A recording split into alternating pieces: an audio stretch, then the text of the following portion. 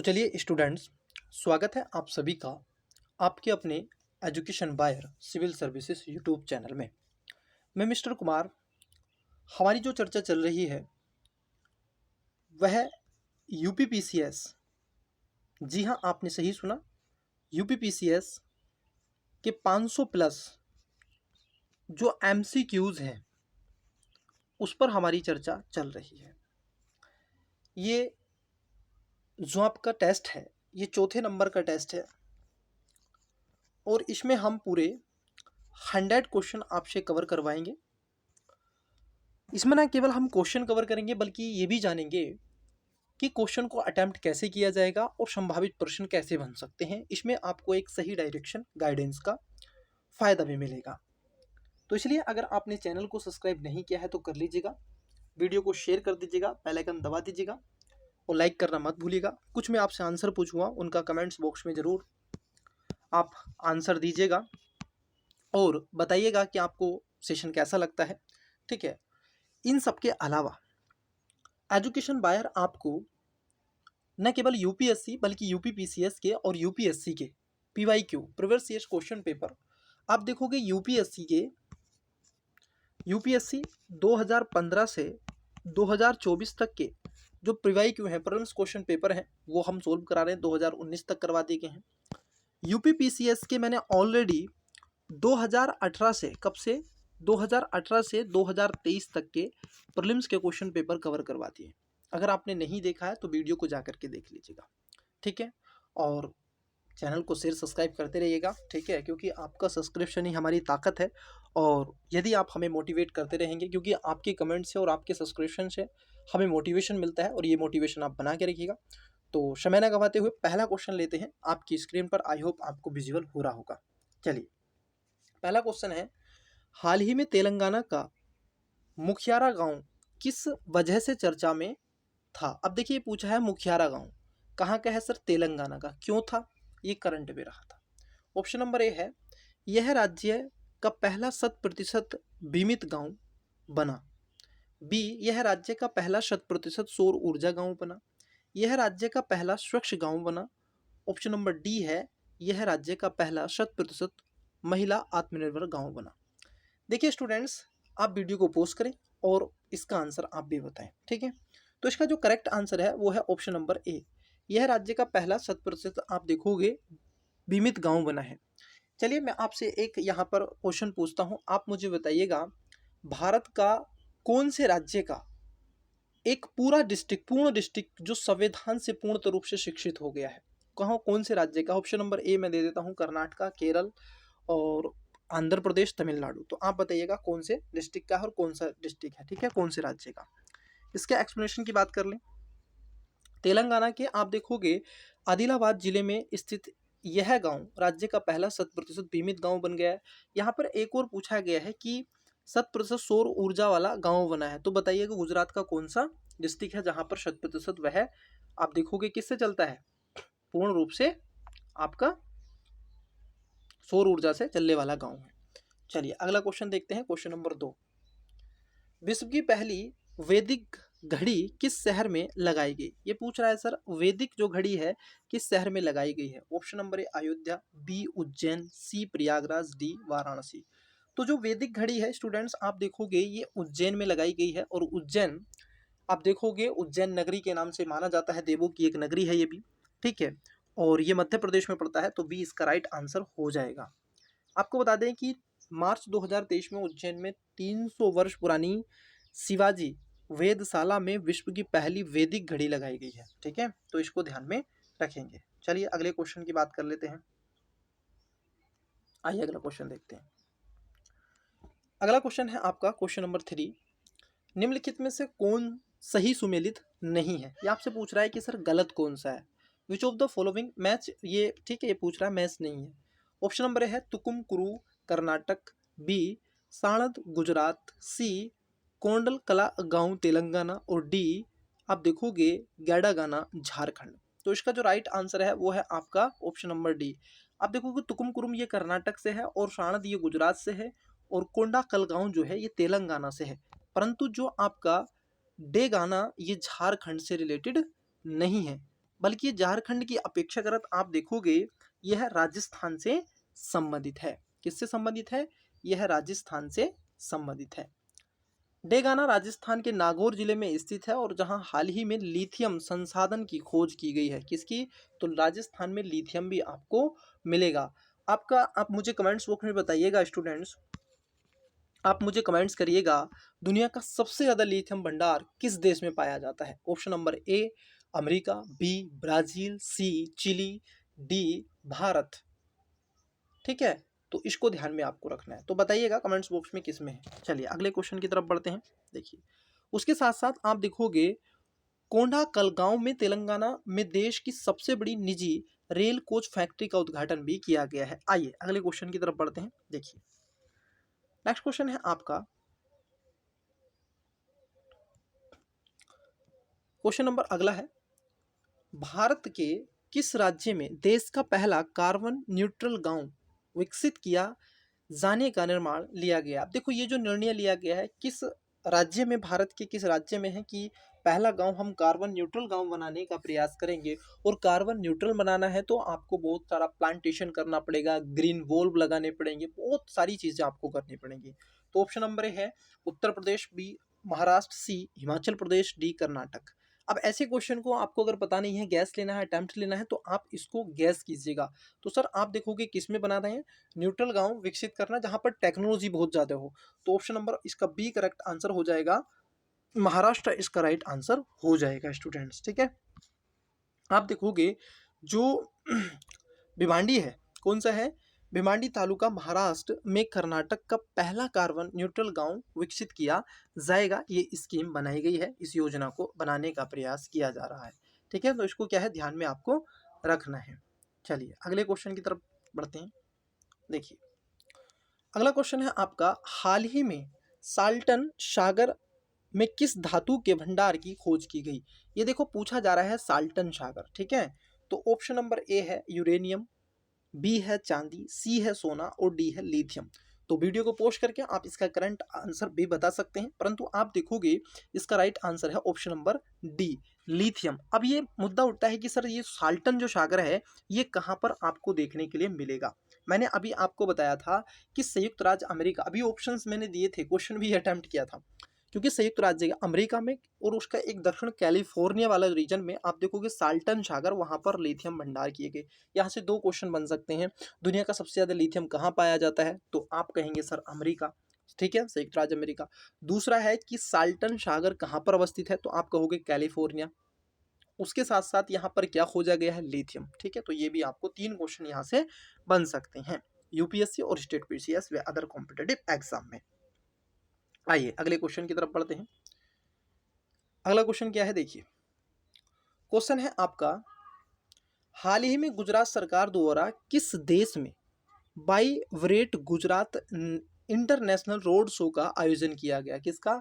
बाइवरेंट Gujarat international road show का आयोजन किया गया था। ऑप्शन नंबर ए है संयुक्त अरब अमीरात, बी बोलीविया, सी मोरक्को और डी चीन। तो इसका राइट आंसर क्या हो जाएगा? संयुक्त राज्य अमीरात में आप देखोगे, अरब अमीरात में गुजरात सरकार के द्वारा देश के vibrant Gujarat international road show का आप देखोगे आयोजन किया गया था। और ये आज के समय में आप देखोगे ये बहुत ज़्यादा चर्चित भी रहा है।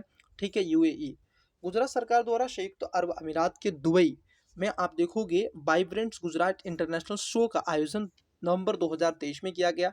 और मैं आपको बता दूं जो WTO, किसकी सर?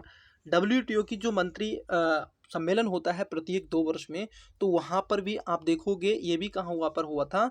दुबई में किया गया था। और अभी इसके साथ साथ आपको ये भी पता होगा कि कोप 29 किया गया है। ठीक है, कोप 28 सॉरी कोप 28 किया गया है। तो ये भी, इसका भी आप देखोगे ये भी यूएई में ही किया गया है। तो कई ऐसी बैठ के वहाँ पर हुई है, तो इसको ध्यान में रखना है। चलिए अगले क्वेश्चन की बात कर लेते हैं। चलिए देखिए अगला क्वेश्चन क्या है। अगला क्वेश्चन है आपका, नवंबर 2023 में किस देश में सिलसिलेवार भूकंपों के बाद आपातकाल की स्थिति घोषित की गई? अब देखो भूकंपों की बात पूछ रहा है आपसे ठीक है, आपातकाल की स्थिति घोषित की गई थी किस सिलसिले के बाद? ऑप्शन नंबर ए है त्रिको माली, बी जापान, सी आइसलैंड, डी आप देखोगे फ्रांस। तो ये जो है ये सिलसिलेवार जो भूकंपों के बाद आपातकाल घोषणा की गई थी, ये आप देखोगे आइसलैंड में की गई थी। आइसलैंड कहाँ पर पड़ता है? तो ये आपको एक ज्योग्राफिकल एरिया भी पता होना चाहिए। मैपिंग की क्लास के लिए बहुत जरूरी है, मैं रिकमेंड करूंगा। आपका अपना एजुकेशन बायर स्वयं आपको ये सारी चीजें दे रहा है, तो उसको देखिएगा। क्विक रिवीजन भी आपको दिया है। हाल ही में आप देखोगे सिली लेवार भूकंपों के बाद आइसलैंड में आपातकाल की घोषणा की गई थी। आइसलैंड जो पड़ता है आपको, ये यूरोप में पड़ता है, नॉर्डिक कंट्री के अंतर्गत इसको रखा गया है। मतलब नॉर्वे, स्वीडन, ऊपर यूके के ऊपर वाले जो क्षेत्र हैं, आर्कटिक सी वाले रीजन में। चलिए आगे बढ़ते हैं। अगला क्विज अगर हम देखें, अगला क्वेश्चन क्या पूछें, ये पूछ रहे हैं क्वेश्चन नंबर 8 में, हाल ही में कौन सा देश विश्व का सबसे बड़ा नार्को टेस्ट बना है? क्या बना है? नार्को टेस्ट बन गया। ये नार्को टेस्ट किससे संबंधित होता है? ये एक व्यक्ति को ऐसी सिचुएशन में ले आया जाता है विभिन्न प्रकार की दवाइयों के माध्यम से, केमिकल के माध्यम से, उससे सच और झूठ का पता लगाया जाता है कि ये व्यक्ति झूठ बोल रहा है कि सत्य बोल रहा है। ठीक है, नार्को टेस्ट किया गया। चलिए देखिए क्या है। Option number A Afghanistan, B Myanmar, C Syria और डी बांग्लादेश। तो इसका करेक्ट आंसर है, नार्को टेस्ट बन गया है, तो वो है सीरिया। सीरिया में आप देखोगे विश्व का सबसे बड़ा नार्को टेस्ट आप देखोगे बन गया है। अप्रैल 2023 में विश्व का सबसे बड़ा नार्को टेस्ट बन गया कौन? सीरिया। ठीक है, चलिए उसके बाद अगले क्वेश्चन की तरफ बढ़ते हैं। अगला क्वेश्चन क्या है, आइए अगला क्वेश्चन देखते हैं सर क्या है। देखिए अगला क्वेश्चन है आपका, हाल ही में आवारा कुत्तों की आबादी का पूर्ण वंध्याकरण और टीकाकरण करवाने वाला विश्व का पहला देश बन गया है। अब देखो जो आवारा कुत्ते हैं, ठीक है, उनसे बहुत अधिक मात्रा में आपने देखा होगा चोट भी लगती है, इंसिडेंट ऐसे एक्सीडेंट भी हो जाते हैं, कई बार वो काट लेते हैं, कई ऐसे दृश्य आप द हिंदू में भी इसकी न्यूज पढ़ते हैं। तो इसके ऊपर पूछा है। ऑप्शन नंबर ए है माली, बी है भूटान, सी है चीन और डी है उत्तर कोरिया। इसका जो करेक्ट आंसर है वो है स्टूडेंट्स भूटान। भूटान आवारा कुत्तों की आबादी को पूर्णतः रूप से आप देखोगे वंध्यकरण और टीकाकरण करवाने वाला विश्व का पहला देश बन गया है। तो इसलिए ध्यान में रखना है भूटान को लेकर के। ठीक है, क्योंकि इसने आवारा कुत्तों की आबादी का पूर्ण रूप से वंध्यकरण कर दिया है, टीकाकरण करवाने वाला पहला कंट्री बन गया है। आइए अगले क्वेश्चन की बात कर लेते हैं। Question number 10। ठीक है, देखिए सर क्वेश्चन नंबर 10 है, किस देश ने जून 2023 में विश्व के पहले डिजिटल सरकारी बॉन्ड जारी करने की घोषणा की है? अब देखना जरा, यहाँ पर एक बात पूछी गई है, डिजिटल सरकारी बॉन्ड जारी करने की घोषणा की है जून 2023 में। ऑप्शन नंबर है मिस्र है, बी इजराइल, सी सऊदी अरब और डी न्यूजीलैंड। तो इसका करेक्ट आंसर हो जाएगा ऑप्शन नंबर आप देखोगे बी। ये डिजिटल सरकारी जो बॉन्ड जारी करने की घोषणा की है, तो ये की है इसराइल ने। इसराइल ने क्यों की है? क्योंकि वहां पर आपने देखा होगा फिलिस्तीन का मुद्दा, गाजा पट्टी का मुद्दा बहुत चर्चाओं में है। ठीक है, तो हिजबुल्लाह का मुद्दा है वहां पर, तो ये कई चीजें आपको देखने के लिए मिलेंगी। तो मैं आपको रिकमेंड करूंगा एक बार मैपिंग पर आप जरूर देख लीजिएगा। ठीक है, एक बार मैपिंग आप जरूर देख लीजिएगा एक बार जाकर के इस इसराइल को। ठीक है, बहुत ही ज़्यादा महत्वपूर्ण है सर इसका, नहीं तो मैं तो करवाता ही हूँ। ठीक है, मैंने तो करवाया हुआ है, आप उसको भी देख सकते हैं। चलिए अगला क्वेश्चन देखते हैं। एक्सप्लेनेशन कुछ नहीं है इसमें, कोई खास एक्सप्लेनेशन नहीं है। अगला क्वेश्चन है आपका, हाल ही में कौन सा अमेरिकी शहर जातिगत भेदभाव पर प्रतिबंध लगाने वाला पहला अमेरिकी शहर बन गया है? जातिगत भेदभाव पर आप कहोगे सर अमेरिका में भी जातिगत भेदभाव होता है। जी हाँ, वहां पर ब्लैक एंड व्हाइट का होता है, बहुत अधिक मात्रा में होता है।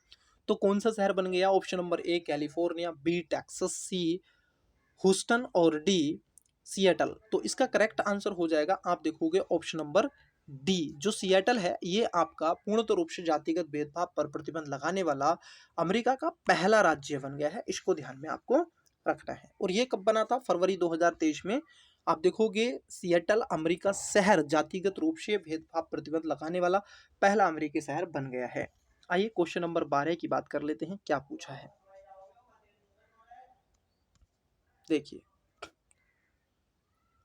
ये आपसे पूछा है सर, देखिए सर 12वां क्वेश्चन है, किस उपन्यास ने इंटरनेशनल बुकर प्राइज 2023 जीता? ये पूछा जा सकता है आपसे कि बुकर प्राइज किसने जीता है। ठीक है, 2023 में। ऑप्शन नंबर ए है टाइम शेल्टर, बी है प्रोटेम सॉन्ग्स और सी है द कंपेनियन और डी है भूमि बोल। तो करेक्ट इसका जो राइट आंसर होगा ऑप्शन नंबर ए इसका राइट आंसर हो जाएगा। टाइम्स जो शेल्टर है उसने अभी क्या हुआ है, इंटरनेशनल बुकर प्राइज 2023 जीता है, इसको ध्यान में रखना है। और ये जो आप देखोगे, अगर मैं बात कर लूँ इसकी, तो ये खास तौर पर वेगलेरियाई लेखक जॉर्जी गोस्पेंडी नोव ने टाइम्स शेल्टर के लिए अंतरराष्ट्रीय बुकर प्राइज को जीता है, इसको ध्यान में आपको क्या है रखना है। चलिए अगले क्वेश्चन की बात कर लेते हैं। नेक्स्ट क्वेश्चन क्या है, अब यहां पर क्या है, यहाँ से विचार करवा रहा है और कई ऐसे क्वेश्चन पूछ रहा है, तो पहले विचार कर लेते हैं फिर स्टेटमेंट नीचे हम इसके देख लेंगे, ठीक है। चलिए सर, तो कितने सही हैं ये आपसे पूछा जा रहा है। इसमें मैं थोड़ा सा इसको जूम कम कर देता हूं ताकि आपको चीजें और ब्लीप में दिख सकें।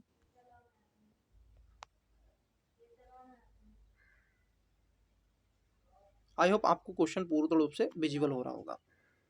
चलिए देखते हैं, अब तुमको पूर्ण रूप से दिख रहा होगा। आइए बाकी का देख लेंगे। निम्नलिखित कथनों पर विचार कीजिए। अब यहाँ पर देख रखा है उपरोक्त कथनों में से कितने कथन सही है, ये नहीं पूछा है कौन सा सही है, पूछ रहा है कितने। पेयर वाला क्वेश्चन है जो यूपीएससी 2023 और 24 की परीक्षा में प्रीलिम्स में उसने पूछा है। पहला है मैक्सिको में विश्व के दूसरे सबसे गहरे ज्ञात ब्लू होल की खोज की गई है। बिल्कुल मैक्सिको की खाड़ी जो है उस वाले रीजन में आपको देखने के लिए मिलेगा, ठीक है, उसको ध्यान में रखेंगे। दूसरा है चीन हाइड्रोजन संचालित यात्री ट्रेनों को लॉन्च करने वाला एशिया का पहला देश बन गया, ये भी बात आपकी ठीक है, हाइड्रोजन ये चला रहा है। तीसरा है संयुक्त राष्ट्र ने माली में अपने शांति मिशन को समाप्त करने की घोषणा की है, ये भी बात ठीक है। मोरक्को में विश्व बैंक की विकास समिति की 108वीं पूर्ण बैठक संपन्न हुई है, ये भी बात ठीक है। तो आप देखोगे इसमें पहला दूसरा तीसरा चौथा ये सभी इसके अंदर क्या हो जाते हैं, ठीक हो जाते हैं। और जहां पर इसका डी होगा, right answer option number D होगा। इसमें चारों ही क्या है, कथन सत्य हैं, इसको आपको क्या है दिमाग में रखना है। आइए अगले क्वेश्चन की बात कर लेते हैं, मैं जूम कर लेता हूं। चलिए देखिए अगला क्वेश्चन पूछा है आपसे, ये कह रहे हैं हाल ही में सुकृता पाल कुमार को उनकी किस पुस्तक के लिए रविंद्रनाथ टैगोर साहित्य पुरस्कार 2023 प्रदान किया गया। अब ऑप्शन नंबर ए है आलंदा पेची, B salt and pepper selected म्यूम्स, सी द हिंडन हिंदू और डी सूर्य वामंस। तो राइट आंसर है ऑप्शन नंबर बी। आप देखोगे साल्ट एंड पेपर को, जिसमें सेलेक्टेड प्योमेंस को क्या दिया गया है, अभी हाल ही में रविंद्रनाथ टैगोर पुरस्कार दिया है, जो सुकृता पाल कुमार की उनकी पुस्तक थी, ठीक है। साल्ट एंड पेपर को मिला है 2023 का, ये ध्यान में रखना है, ठीक है। उन्हें आप देखोगे साल्ट एंड पेपर्स को लेकर के ये एक छठा रविंद्रनाथ टैगोर साहित्य पुरस्कार 2023 में प्रदान किया गया।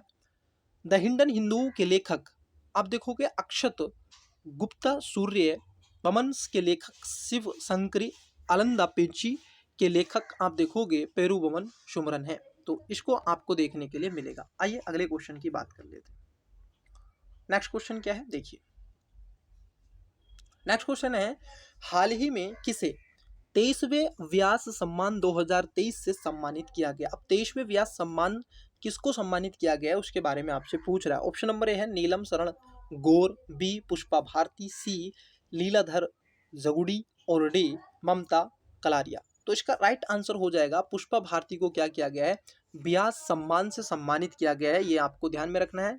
33वें व्यास सम्मान 2023 से पुष्पा भारती को सम्मानित किया गया है, ये आपको ध्यान में रखना है। और ये खास तौर पर आप देखोगे ये के बिड़ला फाउंडेशन हिंदी की प्रसिद्ध लेखिका पुष्पा भारती को, इन्होंने पुस्तक थी के बिड़ला, ठीक है, इसको क्या है आपको ध्यान में रख।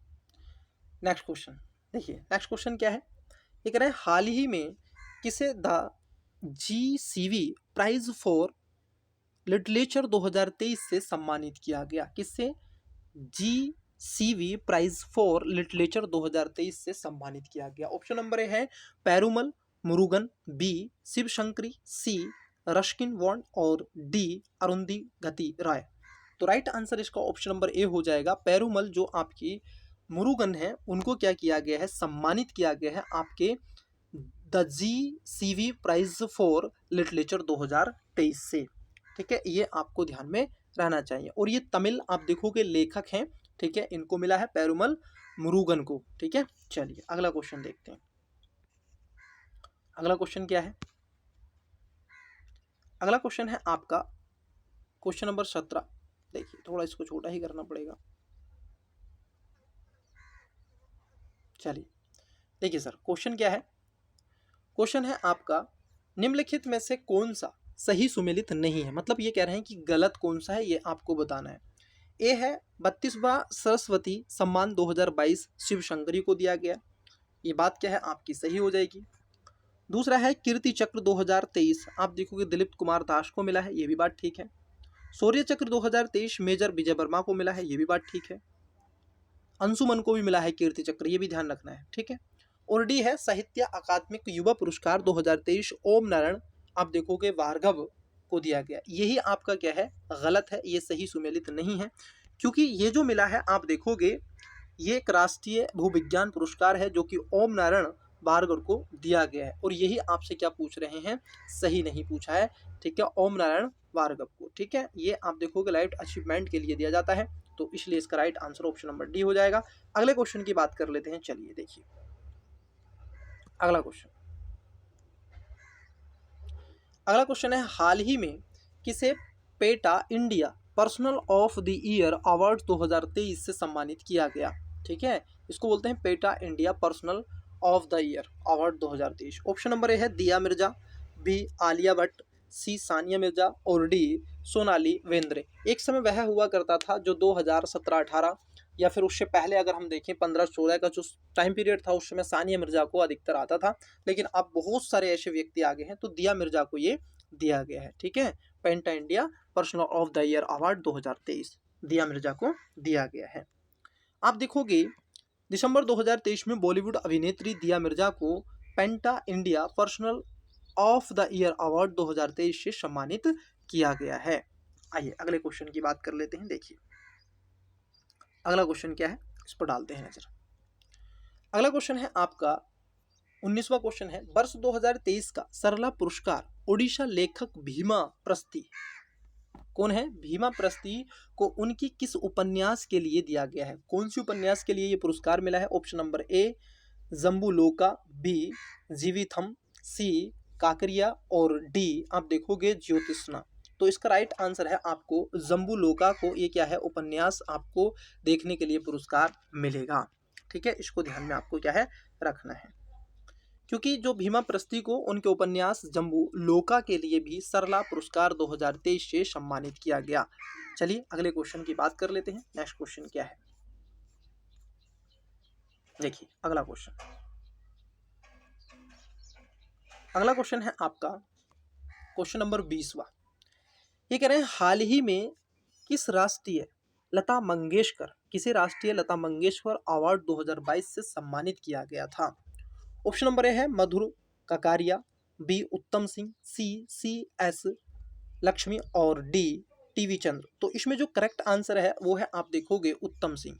उत्तम सिंह को क्या है? आप देखोगे राष्ट्रीय लता मंगेशकर अवार्ड 2022 से सम्मानित किया गया था, और ये किस क्षेत्र में दिया जाता है अगर मैं इसकी बात कर लूँ, क्योंकि वर्ष 2022 के लिए राष्ट्रीय किशोर युवा सम्मान प्रसिद्ध अभिनेता धर्मेंद्र को और राष्ट्रीय लता मंगेशकर सम्मान संगीत निर्देशक उत्तम सिंह को ये प्रदान किया गया था। ठीक है, किशोर कुमार सम्मान प्रसिद्ध अभिनेता धर्मेंद्र को और राष्ट्रीय लता मंगेशकर सम्मान पुरस्कार जो दिया गया है ये उत्तम सिंह को मिला है, ये एक लेखक हैं। ठीक है, चलिए अगला क्वेश्चन देखते हैं। अगला क्वेश्चन क्या है? अगला क्वेश्चन है आपका बुकर पुरस्कार 2023 का विजेता कौन था? ऑप्शन नंबर ए है पॉल लिंच, बी है रॉबर्ट मैक्रो, सी है सोनम वांगचू और डी है लुइस कैपिली। जो सोनम वांगचू थे इन्होंने अभी धरना प्रदर्शन किया था लद्दाख में, काफ़ी दिन तक ये उपवास भी इन्होंने किया था, महात्मा गांधी जी वाला कॉन्सेप्ट। तो इसमें जो करेक्ट आंसर है बुकर पुरस्कार 2023 के विजेता रहे हैं वो पॉल लिंच रहे हैं। राइट आंसर ऑप्शन नंबर ए हो जाएगा। अगर हम देखें ये एक तरीके से अगर आप देखोगे लंदन में आयोजित, कहाँ पर? लंदन में आयोजित एक समारोह में बुकर पुरस्कार 2023 आयरलैंड के लेखक पॉल लिंच को उनके उपन्यास आप देखोगे फ्राफेट सॉन्ग के लिए प्रदान किया जाने वाला एक पुरस्कार है। तो इसको ध्यान में आपको क्या है रखना है। चलिए अगले क्वेश्चन की बात कर लेते हैं। अगला क्वेश्चन देखिए, अगला क्वेश्चन क्या है। क्वेश्चन नंबर 22 है। ये कह रहे हैं champion of the earth award किस संस्था द्वारा दिया जाता है। कौन सा champion of the earth award किस संस्था द्वारा दिया जाता है। ऑप्शन नंबर ए है UNEP, वी है WTO, सी है WWF और डी है WMO।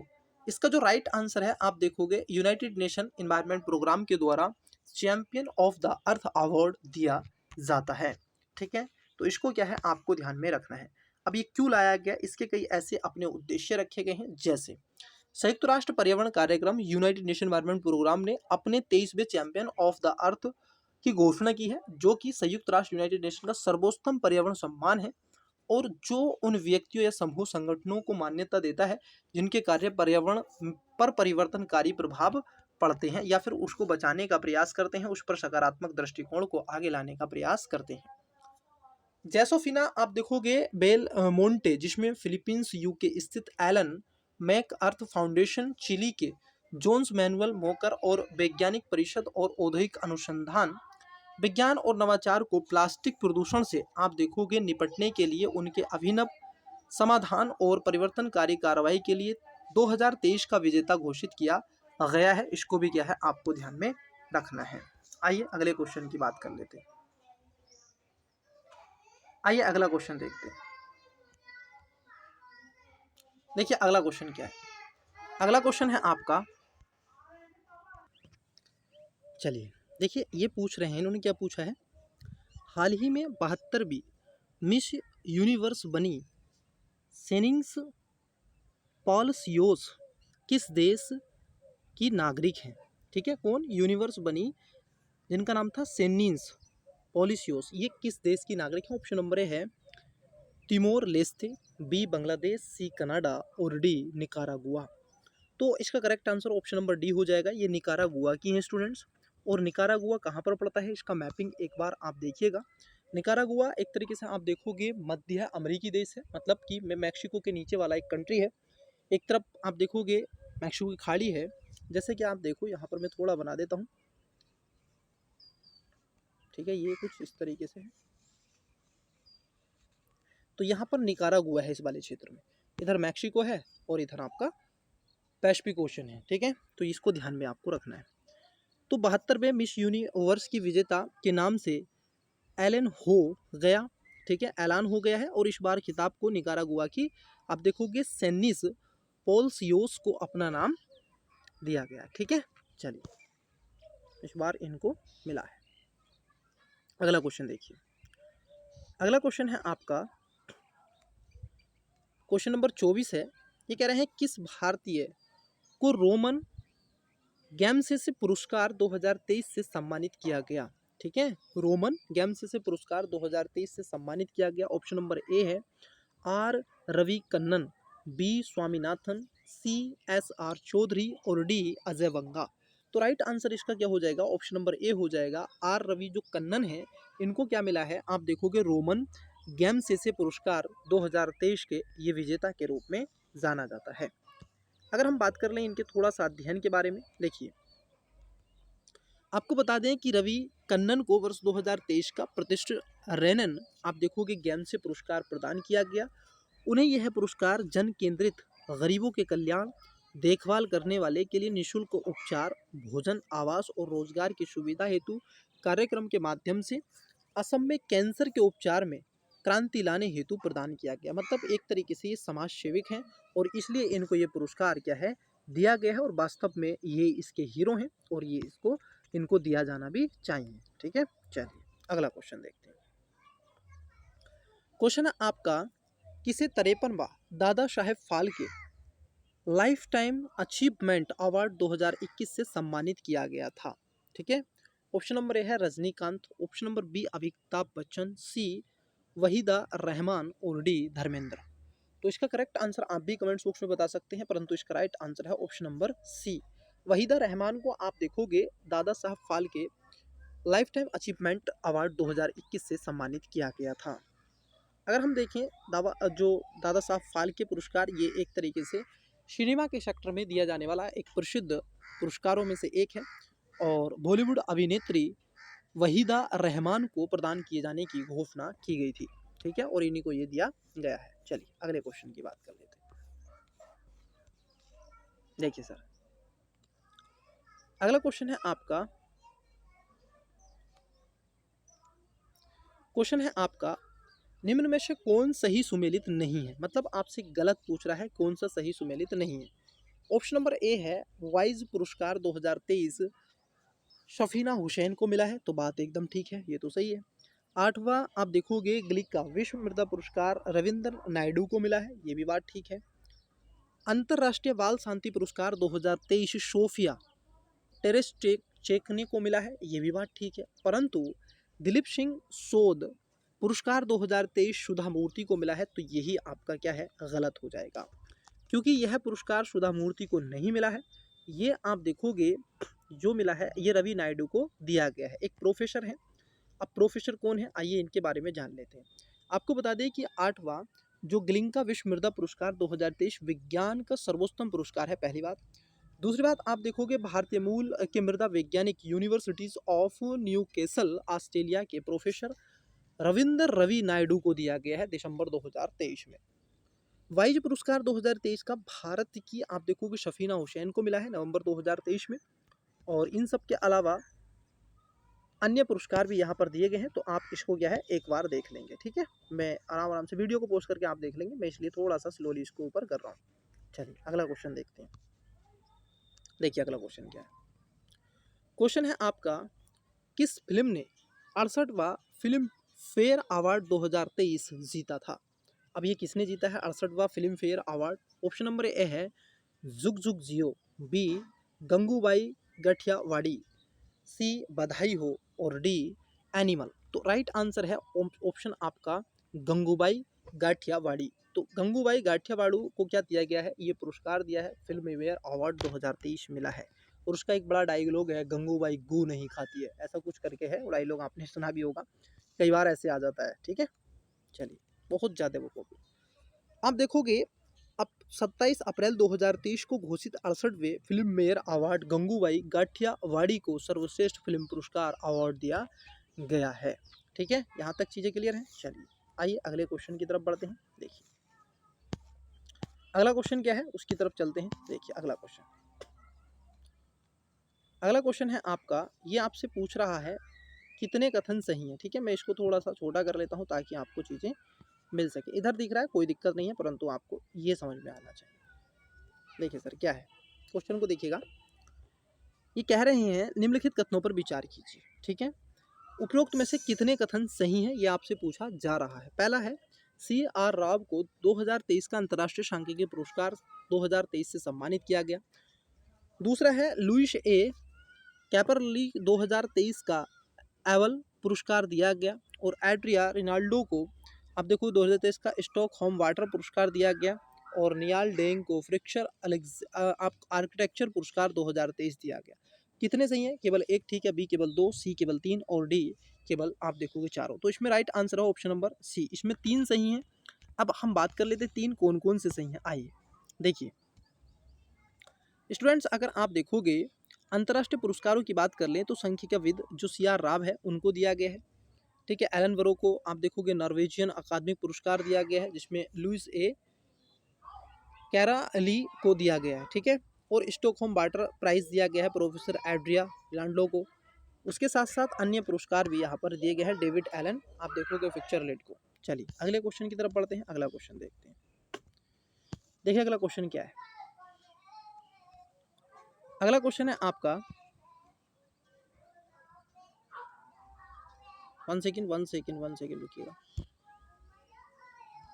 1 सेकेंड रुकिएगा। चलिए अब देखिएगा अगला क्वेश्चन है आपका, किस फिल्म ने सर्वश्रेष्ठ फिल्म ड्रामा कैटेगरी में 81वां गोल्डन आप देखोगे ग्लोब पुरस्कार 2024 जीता। तो ड्रामा कैटेगरी में 81वां गोल्डन ग्लोब पुरस्कार 2024 जीता। उसको भी देखने के लिए थोड़ा सा आप इस चीज़ को देख सकते हैं। Poor things option number B Oppenheimer और सी आप देखोगे सिलियन फर्मी और डी एनाटमी। तो राइट आंसर आप देखोगे कोफेनहाइमर को दिया गया है, तो इसका correct answer option number B हो जाएगा। इसको थोड़ा सा ध्यान में आपको रखना है।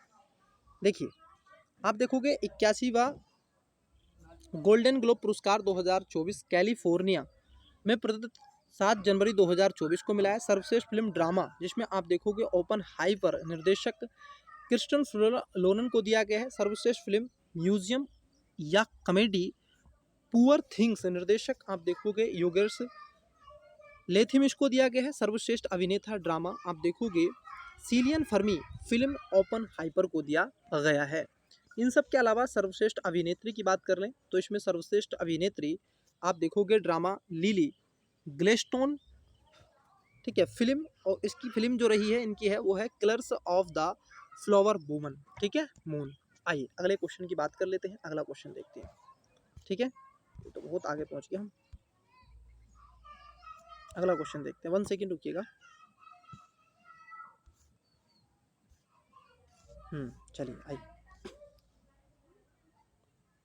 देखिए अगला क्वेश्चन क्या है। क्वेश्चन नंबर 30वां देखिए क्या आग रहे हैं। ये पूछ रहे हैं 30 में आपसे पुलित्जर पुरस्कार किस क्षेत्र में दिया जाता है। ये सारे पुरस्कार एक ही क्लासेस में आपके निपट जाएंगे, ठीक है। तो आप देखोगे पत्रकारिता, बी पर्यावरण सुरक्षा और सी नवाचार, डी महिला सशक्तिकरण। इसका करेक्ट आंसर हो जाएगा ऑप्शन नंबर ए पत्रकारिता में। ये क्या है आप देखोगे पुलित्जर जो पुरस्कार है ये दिया जाता है। अगर हम बात कर ले इस पत्रकार के बारे में तो आप देखोगे जो पुरस्कार है ये पुलित्जर पुरस्कार 2023 में पत्रकारिता के क्षेत्र में सर्वोच्च पुरस्कार घोषित किया गया 8 मई 2023 को। पत्रकारिता लोक सेवा एसोसिएट प्रेस के रूप में, breaking news report staff of the Los आप देखोगे एंजलस टाइम्स के रूप में, investigative reporting staff of the wall industry journal के रूप में, व्याख्यात्मक रिपोर्टिंग आप देखोगे Caitlin disconnection of the Atlantic, स्थानीय रिपोर्टिंग अन्ना वोल्फ आप देखोगे मिसिसिपी टुडे रीजलैंड के रूप में, और राष्ट्रीय रिपोर्टिंग द वॉशिंगटन पोस्ट की कैरोलिन किंचर के रूप में, अंतर्राष्ट्रीय reporting staff the New York Times, breaking news आप देखोगे photography staff of the Associated Press पुरस्कार भी दिया जाता है। आइए अगले क्वेश्चन की बात कर लेते हैं। अगला क्वेश्चन क्या है देखिए। अगला क्वेश्चन क्या पूछे हैं। अगला क्वेश्चन आपसे पूछा जा रहा है, ये कह रहे हैं किस श्रेणी के ले रेकोट्री द नब्बी इफेक्ट को 69वां संस्करण राष्ट्रीय पुरस्कार प्राप्त हुआ है। ऑप्शन नंबर ए है नरगिस दत्त पुरस्कार, बी सर्वश्रेष्ठ हिंदी फिल्म, सी सर्वश्रेष्ठ पिक्चर फिल्म, और डी सामाजिक मुद्दों पर सर्वश्रेष्ठ फिल्म। तो राइट आंसर है ऑप्शन नंबर सी। आप देखोगे फीचर फिल्म को दिया गया जो श्रेणी में लिए रोकेट्री द नगवी इफेक्ट को 69वां राष्ट्रीय संस्करण पुरस्कार से सम्मानित किया गया है। तो ऑप्शन नंबर सी इसका राइट आंसर हो जाएगा। इसको क्या है ध्यान में आपको रखना है। आप देखोगे 69वां राष्ट्रीय फिल्म पुरस्कार 2021 की सूचना और प्रसारण मंत्रालय भारत सरकार द्वारा घोषित 24 अगस्त 2023 को। सर्वश्रेष्ठ पिक्चर फिल्म आप देखोगे इसमें खासतौर पर रॉकेट्री दी नवी इफेक्ट हिंदी निर्देशक आर माधव को और संपूर्ण मनोरंजन प्रदान करने वाला सर्वश्रेष्ठ लोकप्रिय फिल्म RRR तेलुगु निर्देशक SS राजा मौली को मिला है। चलिए अगले क्वेश्चन की बात कर लेते हैं। अगला क्वेश्चन क्या है आइए देखिए। अगला क्वेश्चन है आपका क्वेश्चन नंबर 32वां। ये कह रहे हैं किस राज्य में विकसित भारत संकल्प यात्रा की शुरुआत प्रधानमंत्री नरेंद्र मोदी जी के द्वारा की गई थी। ऑप्शन नंबर ए है राजस्थान, बी झारखंड, सी ओडिशा और डी सिक्किम। इसका राइट आंसर हो जाएगा आप देखोगे संकल्प जो यात्रा की शुरुआत है ये झारखंड में प्रधानमंत्री मोदी जी के द्वारा की गई थी। ऑप्शन नंबर बी इसका करेक्ट आंसर हो जाएगा। और ये कब की गई थी विकसित भारत संकल्प यात्रा प्रधानमंत्री के द्वारा आप देखोगे झारखंड के खूंटी में, कहाँ पर याद रखना खूंटी में 15 नवंबर 2023 को की गई थी। ये भी आपसे पूछा जा सकता है। अच्छा क्वेश्चन है ये। आप देखोगे सारे क्वेश्चन आपको किसके हैं, अगर आपने घटनासार अगर आपने पढ़ी होगी अर्धवार्षिक तो उस पर बेस ये क्वेश्चन अधिकतर आपको मिलेंगे। अगला क्वेश्चन है 33वां क्वेश्चन है हाल ही में चर्चा में रही नेटवार मोरी जल विद्युत परियोजना किस नदी पर स्थित है? कौन सी है? नेटवार मोरी जल विद्युत परियोजना। ऑप्शन नंबर ए है गोदावरी, बी चेनाब, सी टोंस और डी मूसी। तो इसका करेक्ट आंसर है ऑप्शन नंबर सी, टोंस नदी पर आप देखोगे नेटवार जो है ये मोरी जल विद्युत परियोजना है और खास तौर पर यह परियोजना उत्तराखंड के उत्तरकाशी जिले में यमुना की सहायक नदी है टोंस, उस पर यह अवस्थित है। ठीक है, चलिए अगले क्वेश्चन की बात कर लेते हैं। अगला क्वेश्चन क्या है? क्वेश्चन नंबर आप देखोगे 34वें क्वेश्चन में क्या पूछे, ये पूछ रहे हैं पीएम किसान भंडारण प्रोत्साहन योजना का मुख्य उद्देश्य क्या है? किसका? पीएम किसान भंडारण प्रोत्साहन। ऑप्शन नंबर ए है किसानों को वार्षिक आप देखोगे 6,000 रुपये प्रदान करना। भाई ये तो है ही नहीं, ये तो अलग है। ठीक है। बी किसानों को 3 माह तक उपज भंडारण प्रदान करना। सी किसानों को मृदा संबंधी जानकारी प्रदान करना और डी किसान संगठन को मोटे अनाज के लिए वित्त सहायता प्रदान करना। इसका करेक्ट आंसर जो हो जाएगा वो है किसानों को 3 माह तक उपज भंडारण प्रदान करना, मतलब बी इसका करेक्ट आंसर हो जाएगा, पीएम किसान भंडारण प्रोत्साहन योजना। अगर हम देखें इसके बारे में, अगर थोड़ा बहुत भी जो चर्चा का बिंदु बना है, आप देखोगे इस योजना के तहत जोत वाले, जो कम जोत वाले किसान हैं उनको उपज के लंबे समय तक के भंडार रहित आप देखोगे कर सकेंगे और वहीं मंडियों में व्यापारियों को एक अधिकार की भी आप देखोगे ढूंढेगा और किसान अपने उत्पाद को उचित रेट पर बेच सकते हैं। ये ढूंढने का काम करे, एक प्लेटफॉर्म की तरह काम करता है।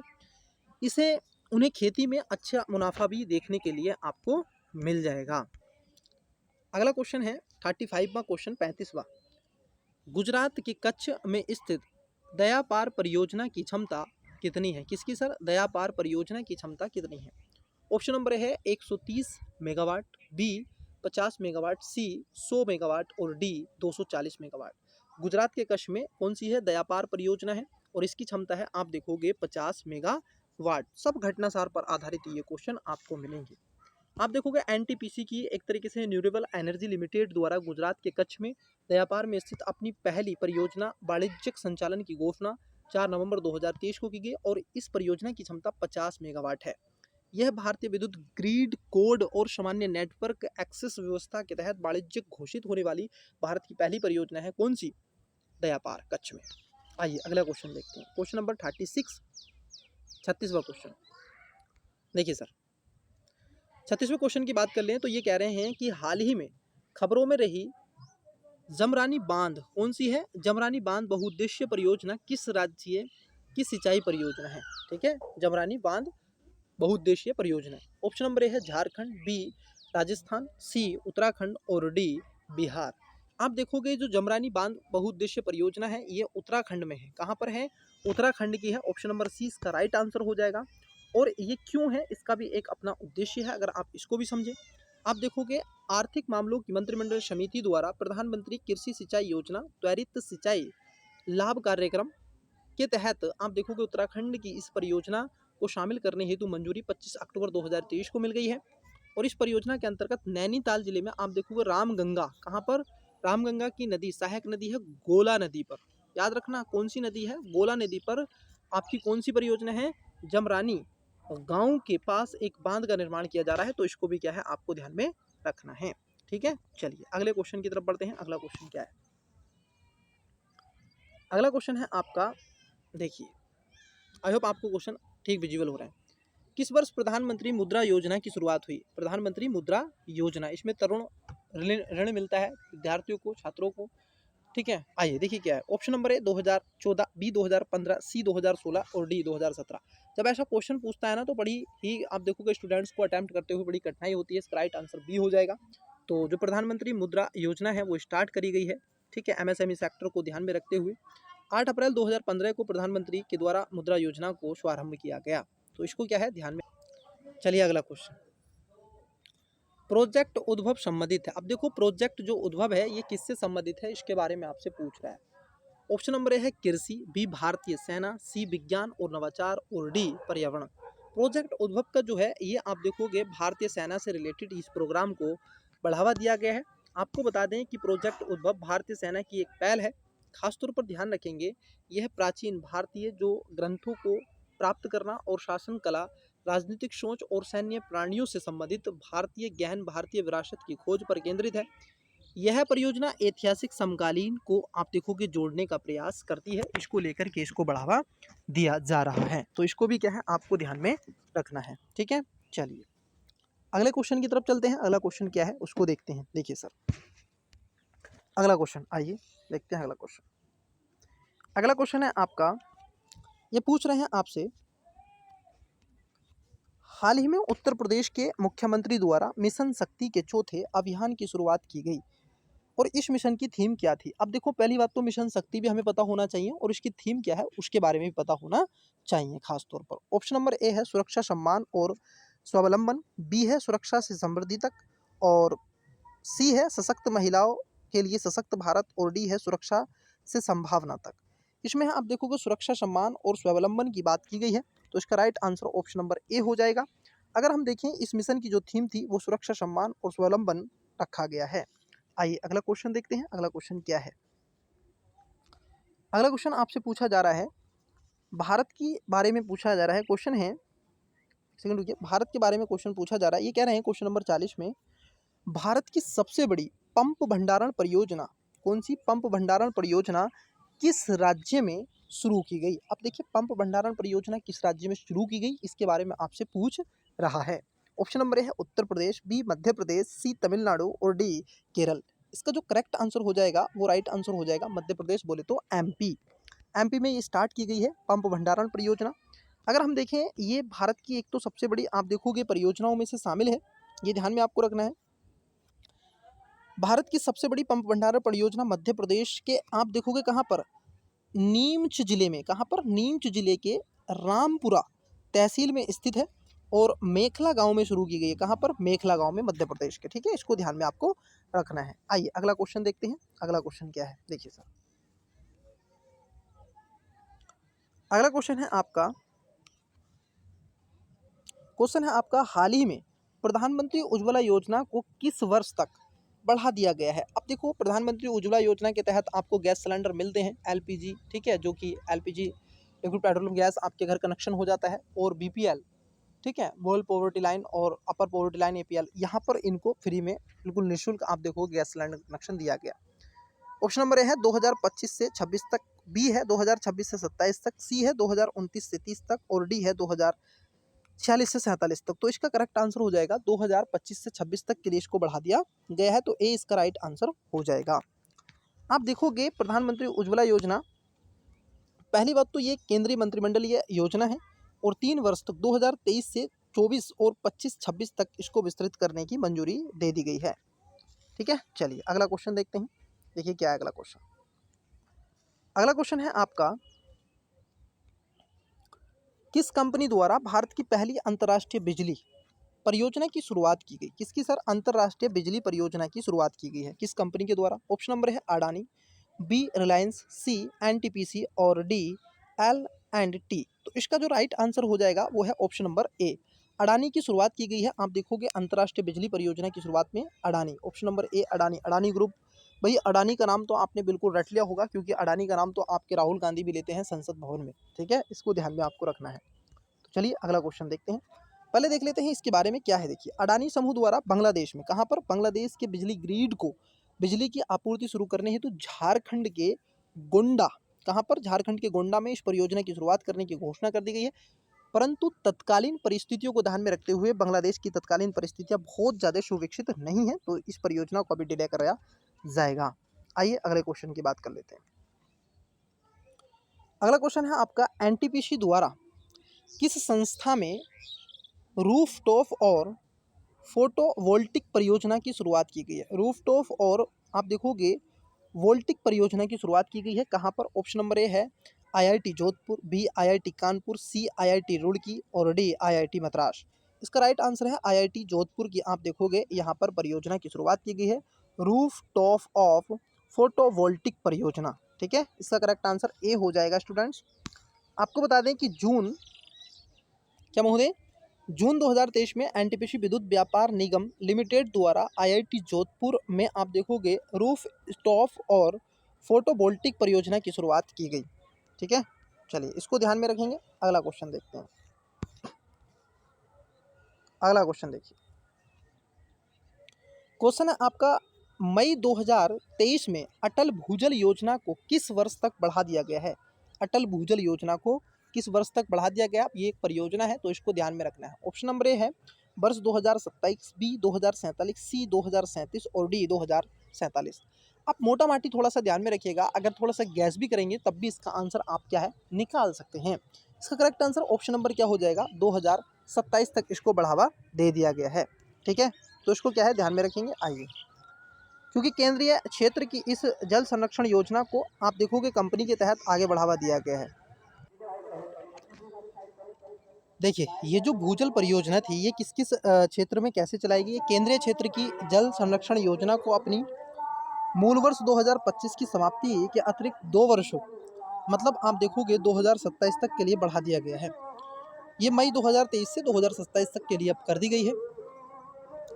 जल शक्ति मंत्रालय द्वारा क्रियान्वित इस योजना का मुख्य उद्देश्य आप देखोगे तो 7 राज्यों में है। सर कौन कौन से राज्य हैं अगर हम उनकी बात कर लें तो 7 राज्यों में आपका गुजरात, हरियाणा, कर्नाटक, मध्य प्रदेश, महाराष्ट्र, राजस्थान, उत्तर प्रदेश में चुनिंदा आप देखोगे जल संकट क्षेत्रों में भूजल संसाधनों के प्रबंधन को सुधार करने का प्रयास किया गया है। तो इसको ध्यान में आपको रखना है।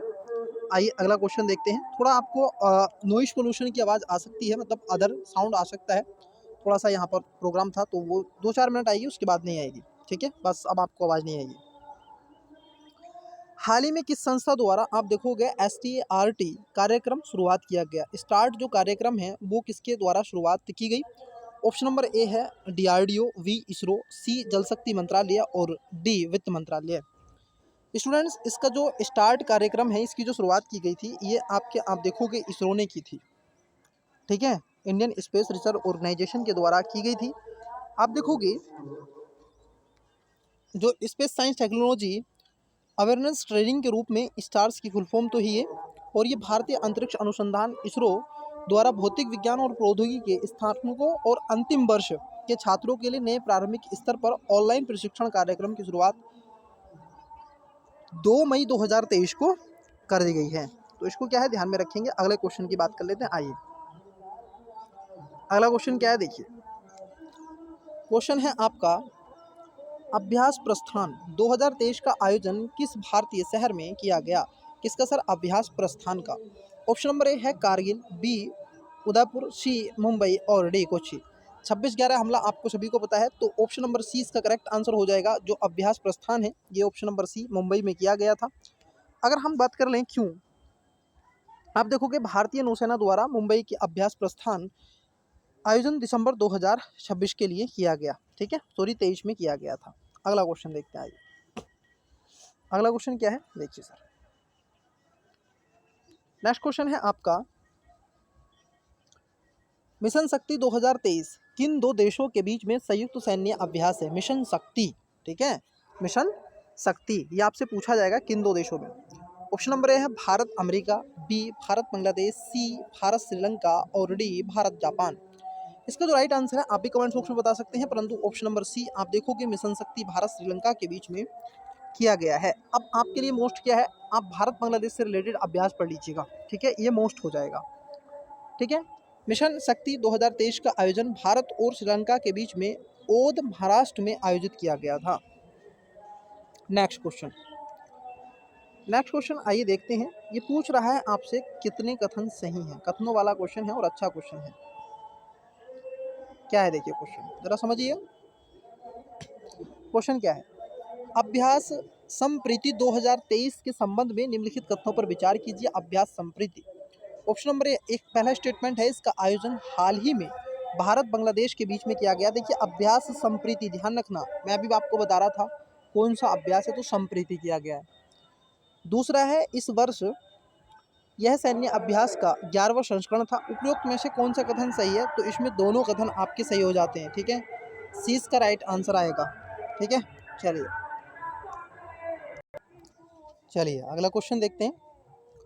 हाल ही में ऑपरेशन करुण, देखिएगा ये बहुत ही बड़ा अभ्यास है। ऑपरेशन करुण 2023 का आयोजन किन देशों के बीच में किया गया? ऑपरेशन जो करुण है आप देखोगे ऑप्शन नंबर ए भारत और यमन, बी भारत और फ्रांस, सी भारत और जर्मनी, डी भारत और नेपाल। इसका करेक्ट आंसर है भारत और यमन के बीच में आप देखोगे ऑपरेशन करुण 2023 का आयोजन किया गया था।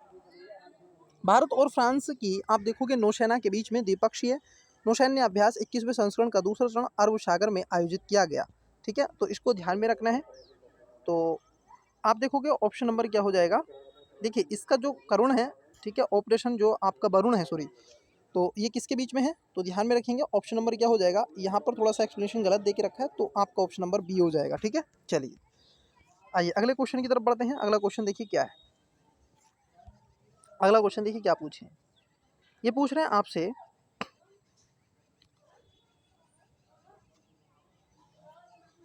आइस डेक्स 2023 के 50वें संस्करण का आयोजन अगस्त 2023 में सिडनी में किया गया। इसमें किस नौसेना जहाज ने प्रतिनिधित्व किया था। ठीक है, अब कौन सा प्रतिनिधित्व था, कौन सी नौसेना था। INS मगर, INS कोलकाता, C INS सुनियाना और D INS आप देखोगे कल्टान। तो इसका करेक्ट आंसर है INS कोलकाता ने आप देखोगे आइस डेक्स 2023 में 5वें संस्करण का आयोजन किया गया था सिडनी। ठीक है, तो ध्यान में रखेंगे ऑप्शन नंबर बी हो जाएगा INS कोलकाता। चलिए, भारतीय नौसेना का प्रतिनिधित्व INS सह्याद्री और INS कोलकाता ने किया था। ठीक है, एक समुद्री अभ्यास है, ये सिडनी ऑस्ट्रेलिया में आयोजित किया गया था 2022 से, ठीक है, 2023 में 22 से 25 अगस्त को बीच में ये हुआ था। आइए अगला क्वेश्चन देखते हैं। अगला क्वेश्चन आपसे पूछा है ऑपरेशन मर्यादा किस राज्य की पुलिस द्वारा चलाया गया है। ऑपरेशन मर्यादा ध्यान में रखेंगे ये सब। ऑप्शन नंबर ए है Uttarakhand police, B Uttar Pradesh police, C Madhya Pradesh police, D Bihar police.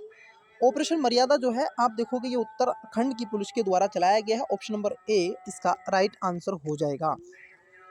Students, अगर मैं आपको बता दूं कि उत्तराखंड के तीर्थ और पर्यटन स्थलों पर स्वच्छता बनाए रखने के, देखिए ये जो ऑपरेशन मर्यादा चलाया गया है इसका उद्देश्य है, मर्यादा में ही नाम छुपा हुआ है आंसर, की जो पर्यटक स्थान है, तीर्थ स्थान है, उसको स्वच्छ बनाए रखना। और उत्तराखंड पुलिस द्वारा ऑपरेशन मर्यादा नाम का एक विशेष अभियान चलाया गया है ताकि वहां पर स्वच्छता को ध्यान में रखा जा सके। आइए अगले क्वेश्चन की तरफ बढ़ते हैं। अगला क्वेश्चन आपसे पूछा है हिंसाग्रस्त सूडान से भारतीय नागरिकों को निकालने के लिए भारत सरकार द्वारा कौन सा ऑपरेशन चलाया गया है। ऑपरेशन गंगा, बी ऑपरेशन मर्यादा, सी ऑपरेशन कावेरी और डी ऑपरेशन राहत। आप देखोगे correct answer option number C है, ऑपरेशन आप देखोगे कावेरी चलाया गया है। ऑपरेशन मर्यादा जो है आप देखोगे उत्तराखंड पुलिस ने चलाया है। और ऑपरेशन जो गंगा है ये यूक्रेन से, ठीक है, कहाँ से, यूक्रेन वर्सेस आप देखोगे रसिया जो बाहर चला, ठीक है, वहाँ से निकालने के लिए चलाया गया है। ऑपरेशन राहत आप देखोगे ये समथिंग मुझे लगता है कि म्यांमार में या फिर कोई से आस पड़ोस के देश में ही चलाया गया ऑपरेशन राहत भी। ठीक है, आइए उसके साथ साथ आपको ये भी पता होना चाहिए सूडान में तो कावेरी चलाया है, जो अभी इसराइल का मुद्दा है वहाँ पर भी एक ऑपरेशन चलाया गया है, तो उसको भी ध्यान में रखना है। ठीक है, चलिए ऑपरेशन कावेरी सूडान में फंसे भारतीय नागरिकों को निकालने के लिए केंद्र सरकार द्वारा शुरू किया गया एक बचाव अभियान है। ठीक है, आइए अगले क्वेश्चन की तरफ बढ़ते हैं।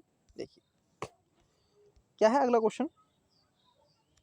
क्वेश्चन है आपका, हाल ही में संसद सुरक्षा उल्लंघन घटना की जांच करने हेतु, अभी क्या हुआ था, संसद में 2 व्यक्ति उसमें एंट्री कर गए थे और उन्हें कई ऐसे बारूदों को छोड़ने का प्रयास किया, हमलावर थे।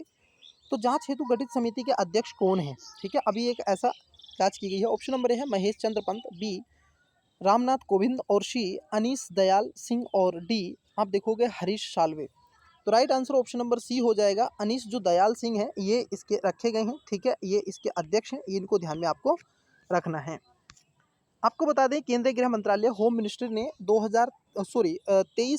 13 दिसंबर 2023 को लोकसभा में सुरक्षा उल्लंघन की जांच के लिए केंद्रीय रिजर्व पुलिस बल central reserve police force CRPF के महानिदेशक अनीस दयाल सिंह की अध्यक्षता में एक समिति का गठन किया गया है। ठीक है, आइए CRPF तो इसके अंतर्गत आती है, सेंट्रल रिजर्व पुलिस फोर्स। ठीक है, चलिए अगला क्वेश्चन देखते हैं। देखिए यहाँ पर कूट करके क्वेश्चन को पूछ रहे हैं। ठीक है, और अच्छा क्वेश्चन है सर, बढ़िया क्वेश्चन है, बहुत अच्छा क्वेश्चन है। देखिए कैसे क्वेश्चन पूछा जा रहा है, आई होप आपको कोई दिक्कत नहीं हो रही होगी। देखिए क्वेश्चन क्या पूछा है जरा उसको समझना। एक राष्ट्र एक चुनाव की संभावना तलाशने हेतु समिति में कौन कौन सदस्य शामिल हैं। अब जरा समझना इसमें कौन कौन सदस्य शामिल किए गए। ऑप्शन नंबर है एन.के. सिंह, पहला स्टेटमेंट। दूसरा है गुलाम नबी आज़ाद, सी अमित शाह, डी अधीर रंजन और सी ओम बिरला। अधीर रंजन कांग्रेस के हैं, ओम बिरला ये भी, अमित शाह ये बीजेपी के हैं, गुलाम नबी आज़ाद और एन.के. सिंह। ठीक है, इसका राइट आंसर क्या हो जाएगा? ऑप्शन नंबर ए हो जाएगा, एक राष्ट्र एक चुनाव की संभावना तलाशने के लिए। ठीक है, इसका करेक्ट आंसर 1 2 3 4। ठीक है, ये ओम बिरला इसमें शामिल नहीं है। ठीक है, चलिए, तो इसलिए आंसर बी और डी तो होगा नहीं, तो राइट आंसर ऑप्शन नंबर ए हो जाएगा, 1 2 3 4। ओम बिरला नहीं है क्योंकि ये कौन है? स्पीकर महोदय हैं। देखिए, एक चुनाव की संभावना तलाशने हेतु केंद्र सरकार द्वारा समिति गठित की गई थी सितंबर 2023 में। पूर्व राष्ट्रपति रामनाथ कोविंद इस, आप देखोगे, 8 सदस्य समिति के अध्यक्ष हैं और इस समिति के अन्य सदस्यों में शामिल केंद्रीय गृह, आप देखोगे, एवं सहकारिता मंत्रालय अमित शाह, कांग्रेस के नेता अधीर रंजन चौधरी, राज्यसभा के पूर्व नेता विपक्ष गुलाम नबी आज़ाद, 15वें वित्त आयोग के अध्यक्ष एन.के. सिंह और लोकसभा के पूर्व महासचिव डॉक्टर सुभाष कश्यप, उच्चतम न्यायालय के वरिष्ठ न्यायाधीश हरीश साल्वे और पूर्व, आप देखोगे, मुख्य सतर्कता आयुक्त संजय कोठारी को रखा गया है। और इन्होंने कई रिपोर्टें भी अपनी प्रकाशित की हैं, ये भी आपको क्या है ध्यान में रखनी है। चलिए अगला क्वेश्चन देखते हैं। हाल ही में किसकी अध्यक्षता में एनसीईआरटी पाठ्य पुस्तकों के संशोधन हेतु पैनल का गठन किया गया? ये क्वेश्चन पूछा जाएगा। एनसीईआरटी में अभी क्या हुआ है महोदय, कुछ परिवर्तन हुए हैं पाठ्य पुस्तकों में। ठीक है, थोड़ा परिवर्तन किया गया है, कुछ ऐसे दृश्यों को हटाया गया है, कुछ ऐसे शब्दावली को वहाँ पर बदला गया है। ऑप्शन नंबर है महेश चंद्र दत्त पंत हैं, बी न्यायमूर्ति गीता मित्तल और सी न्यायमूर्ति अभय एम सप्रे और डी के राधाकृष्णन। तो राइट आंसर आप भी बता सकते हैं, परंतु इसका राइट आंसर ऑप्शन नंबर ए हो जाएगा। महेश चंद्र पंत को, आप देखोगे, पाठ्य संशोधन पैनल का गठन किया गया था, ये इसके अध्यक्ष थे। महेश चंद्र जो पंत थे, ये एक तरीके से 19 सदस्य समिति के अध्यक्ष बनाए गए। वह national institute of education and planning in administration के चांसलर हैं और समिति की सह अध्यक्षता प्रिंसटन यूनिवर्सिटी के प्रोफेसर, आप देखोगे, मंजूल भार्गव को सौंपी गई है। ठीक है, चलिए अगला क्वेश्चन देखते हैं। अगला क्वेश्चन क्या है? कथन कारण वाला आपसे क्वेश्चन पूछ रहे हैं। देखिए सर, क्वेश्चन क्या पूछा है, आइए उसको देखते हैं। पहले जरा समझते हैं क्वेश्चन के बारे में। देखिए, निम्नलिखित कथनों पर विचार कीजिए। ये कह रहे हैं उपयुक्त में से कौन सा कथन सही है? ठीक है, वह विधिक आयोग के कार्यकाल को 2026 तक के लिए बढ़ा दिया गया है। दूसरा है कि इसके अध्यक्ष न्यायमूर्ति ऋतुराज अवस्थी हैं। तो देखो, पहला जो है आपका गलत है, 2026 में से दूसरे आ रहे हैं। ठीक है, और इसलिए आप देखोगे इसका दूसरा वाला स्टेटमेंट ठीक है, न्यायमूर्ति ऋतुराज अवस्थी हैं। ठीक है, और इसमें दूसरा वाला कथन ठीक हो जाएगा, बी। पहला इसमें स्टेटमेंट गलत है, तो सी और आपका ए नहीं होगा, तो right answer option number B होगा। इसको आपको क्या है ध्यान में रखना है। देखिए, 22वें विधि आयोग के कार्यकाल को 31 अगस्त 2024 तक बढ़ा दिया गया और इसके अध्यक्ष न्यायमूर्ति कौन है? ऋतुराज अवस्थी हैं। ठीक है, चलिए अगला क्वेश्चन देखते हैं। अगला क्वेश्चन है आपका, हाल ही में मध्य प्रदेश सरकार ने किस दिवस को तालाब दिवस मनाए जाने की घोषणा की है? कौन सा सर? तालाब दिवस। ठीक है, और प्रधानमंत्री एक तरीके से सरोवर स्कीम भी चलाई जा रही है, प्रधानमंत्री सरोवर स्कीम, वो भी इसका उद्देश्य है। ऑप्शन नंबर है 25 दिसंबर, बी 20 दिसंबर, सी 13 नवंबर और डी 21 नवंबर। 25 दिसंबर को आप देखोगे तालाब दिवस के रूप में मनाए जाने की घोषणा की गई है और 25 दिसंबर को ही क्रिसमस डे आता है। ये थोड़ा सा ध्यान में रखना है। ठीक है, शायद इसलिए, या जो भी उनका दृष्टिकोण होगा। ठीक है, ऐसा नहीं बोलना चाहिए। ठीक है, हाल ही में मध्य प्रदेश के मुख्यमंत्री ने, आप देखोगे, 25 दिसंबर को तालाब दिवस के रूप में मनाए जाने की घोषणा की है। चलिए अगला क्वेश्चन देखते हैं। अच्छा, कमेंट बॉक्स में बताइएगा कौन है मध्य प्रदेश के नए सीएम। देखिए अगला क्वेश्चन देखते हैं। ये पूछ रहे हैं आपके क्वेश्चन नंबर 58 में, इंडस फूड एक्सपो 2023 में कहाँ आयोजित किया गया? अब ये कहाँ पर आयोजित किया गया है? ऑप्शन नंबर ए है ग्रेटर नोएडा, बी कुशीनगर, सी लखनऊ और डी वाराणसी। तो आपका, आप देखोगे, एड्स फूड एक्सपो जो है 2023, ये ग्रेटर नोएडा में क्या किया गया है? आयोजित किया गया है। इसका राइट आंसर ए हो जाएगा। अगले क्वेश्चन की तरफ बढ़ते हैं। चलिए अगला क्वेश्चन देखिए। अगला क्वेश्चन है, आपसे पूछ रहे हैं, 59वां क्वेश्चन है, दिसंबर 2023 में अंतर्राष्ट्रीय गीता महोत्सव का आयोजन, किसका सर? गीता महोत्सव का आयोजन कहाँ किया गया? अब गीता महोत्सव का आयोजन कहाँ पर किया जाएगा? तो option number A Noida, B Kurukshetra, C Varanasi और डी मथुरा। अब देखो गीता की बात हो रही है तो गीता कुरुक्षेत्र पर लड़ाई आप देखोगे श्री कृष्ण और अर्जुन के बीच में जो संवाद है उसको दर्शाने का प्रयास किया गया है, इसलिए कुरुक्षेत्र में लड़ी गई थी वो लड़ाई थी, तो इसलिए इसका right answer option number B हो जाएगा। गीता अंतर्राष्ट्रीय महोत्सव जो है कुरुक्षेत्र में आयोजन किया गया। अंतर्राष्ट्रीय गीता महोत्सव 2023 का आयोजन कुरुक्षेत्र हरियाणा में दिसंबर 2023 में आयोजन किया गया। अगला क्वेश्चन देखिए, क्वेश्चन नंबर है आपका 60वां। क्या पूछ रहे हैं? ये कह रहे हैं तीसरा आप देखोगे ग्लोबल बायो इंडिया 2023 का मुख्य विषय क्या था? तीसरा ग्लोबल बायो इंडिया 2023 का मुख्य विषय क्या था? Option number A bio innovation and bio manufacturing, दूसरा है बदलती जिंदगी, बी सी है आपका बायो इंडिया भविष्य का ईंधन और सी बायो फ्यूचर। तो तीसरा ग्लोबल जो बायो इंडिया 2023 का मुख्य विषय था आप देखोगे bio innovation and bio manufacturing के रूप में इसको रखा गया है। ऑप्शन नंबर सी ए इसका राइट आंसर हो जाएगा। आपको बता दें कि ग्लोबल बायो इंडिया 2023 कार्यक्रम में बायोटेक स्टार्टअप्स द्वारा विकसित 29 नए उत्पाद लॉन्च किए गए और इसका मुख्य विषय था bio innovation and bio manufacturing. आइए अगले क्वेश्चन की तरफ बढ़ते हैं। क्वेश्चन नंबर 61, ये कह रहे हैं हाल ही में 5वां वैश्विक आयुर्वेदिक महोत्सव 2023 कहाँ आयोजित किया गया? कौन सा सर? 5वां विश्व आयुर्वेदिक महोत्सव 2023 कहाँ आयोजित किया गया? ऑप्शन नंबर ए है केरल, बी हरियाणा, सी तेलंगाना, डी आंध्र प्रदेश। इसका राइट आंसर हो जाएगा ऑप्शन नंबर ए केरल में। आप देखोगे गाइज क्या किया गया है, 5वां वैश्विक आयुर्वेदिक महोत्सव का आयोजित किया गया। ठीक है, इसको क्या है ध्यान में रखना है, और केरल के कहाँ पर? तिरुवनंतपुरम में किया गया है। ठीक है, इसको ध्यान में आपको रखना है। आइए अगले क्वेश्चन की तरफ बढ़ते हैं। देखिए अगला क्वेश्चन क्या है, क्वेश्चन नंबर 62। ये कह रहे हैं नवंबर 2023 में हेम फेस्ट इंडिया 2023 का आयोजन किया गया। Hemp fest India, option number A है अहमदाबाद, बी जयपुर, सी जालंधर और डी शिलोंग। जो हेमफेस्ट इंडिया 2023 का आयोजन किया गया है ये आप देखोगे अहमदाबाद गुजरात में किया गया है। ऑप्शन नंबर ए इसका करेक्ट आंसर क्या है हो जाएगा। आपको बता दें कि संचार सूचना प्रौद्योगिकी मंत्रालय भारत सरकार द्वारा साइंस सिटी अहमदाबाद कहाँ पर है, ये ध्यान रखना है, साइंस सिटी भी कहते हैं अहमदाबाद को, गुजरात में हेम फेस्ट इंडिया 2023 का आयोजन किया गया। तो आपसे पूछा जा सकता है निम्नलिखित में साइंस साइट किसे कहते हैं, या फिर ये कह सकते हैं साइंस सिटी में हाल ही में क्या किया गया है, हेम फेस्ट इंडिया 2023 आयोजित साइंस सिटी में किया गया है, किस राज्य में, ऐसे पूछ सकता है। तो ये भी आपको तैयार होना चाहिए, कान पकड़ सकता है घुमा के, बस आपको पता होना चाहिए, पकड़ लो कैसे भी घुमा के, हम उसका आंसर बता देंगे।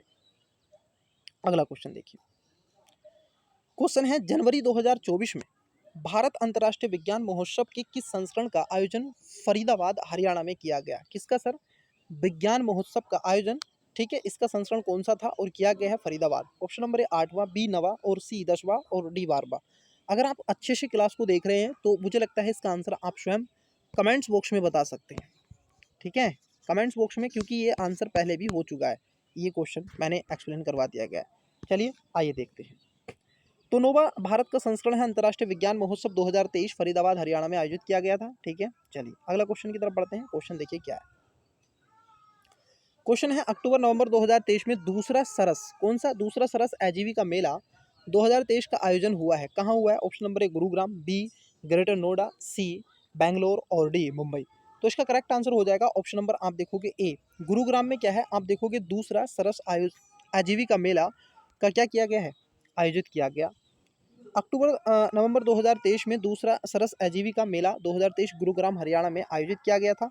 आइए अगले क्वेश्चन की तरफ बढ़ते हैं। क्वेश्चन नंबर है आपका 65वां क्वेश्चन। ये कह रहे हैं हाल ही में 6वीं अंतर्राष्ट्रीय चावल कांग्रेस 2023 का आयोजन कहाँ किया गया? पूरा घटना सार पर क्वेश्चन है, XYZ। Option number A Canada, B Philippines, C Japan और डी इंडोनेशिया। इसका करेक्ट आंसर हो जाएगा स्टूडेंट्स आप देखोगे ऑप्शन नंबर बी फिलीपींस में आप देखोगे अंतर्राष्ट्रीय चावल आयोजन 2023 का आयोजन किया गया था। अगर हम देखें ये 6वां अंतर्राष्ट्रीय चावल कांग्रेस 23वां आयोजन था जो मनीला फिलीपींस अक्टूबर 2023 में किया गया था। ठीक है, इसको ध्यान में रखेंगे। अगले क्वेश्चन की तरफ बढ़ते हैं। आइए देखिए अगला क्वेश्चन क्या है। अगला क्वेश्चन है आपसे पूछा जा रहा है नवंबर 2023 में भारत में आयोजित दूसरे वर्ल्ड फूड इंडिया 2023 का ब्रांड शुभारंभ क्या है, शुभंकर क्या है, ठीक है, वर्ल्ड फूड इंडिया का, ठीक है। ऑप्शन नंबर ए है मिल इड, बी है जागृति, सी है मोगा और डी है चीकू। तो राइट आंसर है आप देखोगे मिल इड, ठीक है, मिल इड को रखा गया है। और मैं आपको बता दूं कि दूसरा वर्ल्ड फूड इंडिया 2023 भारत आप देखोगे मंडपम प्रगति मैदान है आपका नई दिल्ली में आयोजित किया गया था। मुख्य विषय है कि समृद्धि के लिए प्रसंस्करण, भागीदारी देश नीदरलैंड्स और फोकस देश जापान है। और मिलिंड को रखा गया है इसमें ब्रांड शुभंकर के रूप में, ठीक है, मिलिंड, ठीक है। आइए अगले क्वेश्चन की तरफ बढ़ते हैं। अगला क्वेश्चन क्या है, ये G20 से क्वेश्चन पूछा गया है। क्वेश्चन क्या है देखिए, क्वेश्चन आपका G20 मानक संवाद 2023 का मुख्य विषय क्या था, ठीक है। ऑप्शन नंबर है अमृतकाल में G20, बी है शून्य दोष और शून्य प्रभाव, सी समृद्धि के लिए प्रसंस्करण और डी वैश्विक डिजिटल नवाचार। आप देखोगे G20 मानक संवाद जो था मुख्य विषय था, इसमें शून्य दोष और शून्य प्रभाव को रखा गया। इसका right answer option number B हो जाएगा। आपको बता दें कि भारत G20 की अध्यक्षता में भारत मंडपम प्रगति मैदान में नई दिल्ली में आयोजित किया गया था, जिसका मुख्य विषय था शून्य दोष और शून्य प्रभाव। चलिए अगले क्वेश्चन की तरफ बढ़ते हैं। अगला क्वेश्चन क्या पूछे हैं, 68 क्वेश्चन में पूछा जा रहा है आपसे। ये कह रहे हैं 7वीं इंडिया मोबाइल कांग्रेस 2023 का मुख्य विषय क्या था, 7वीं इंडिया, ठीक है। अब देखिए मोबाइल कांग्रेस का विषय पूछा है। ऑप्शन नंबर है वैश्विक डिजिटल नवाचार, बी विज्ञान भविष्य की और, सी जागृत भारत और डी नया भारत नई सोच। इसका जो करेक्ट आंसर हो जाएगा वो है वैश्विक डिजिटल नवाचार, ठीक है। क्या हो जाएगा, वैश्विक डिजिटल नवाचार इसके अंतर्गत रखा गया है। तो राइट आंसर ए हो जाएगा, क्योंकि 7वीं जो इंडिया मोबाइल्स कांग्रेस 2023 का आयोजन भारत मंडपम नई दिल्ली में किया गया और इसका मुख्य विषय वैश्विक डिजिटल नवाचार था। आइए अगले क्वेश्चन की तरफ बढ़ते हैं। देखिए अगला क्वेश्चन 69 में क्वेश्चन में क्या पूछे हैं, ये कह रहे हैं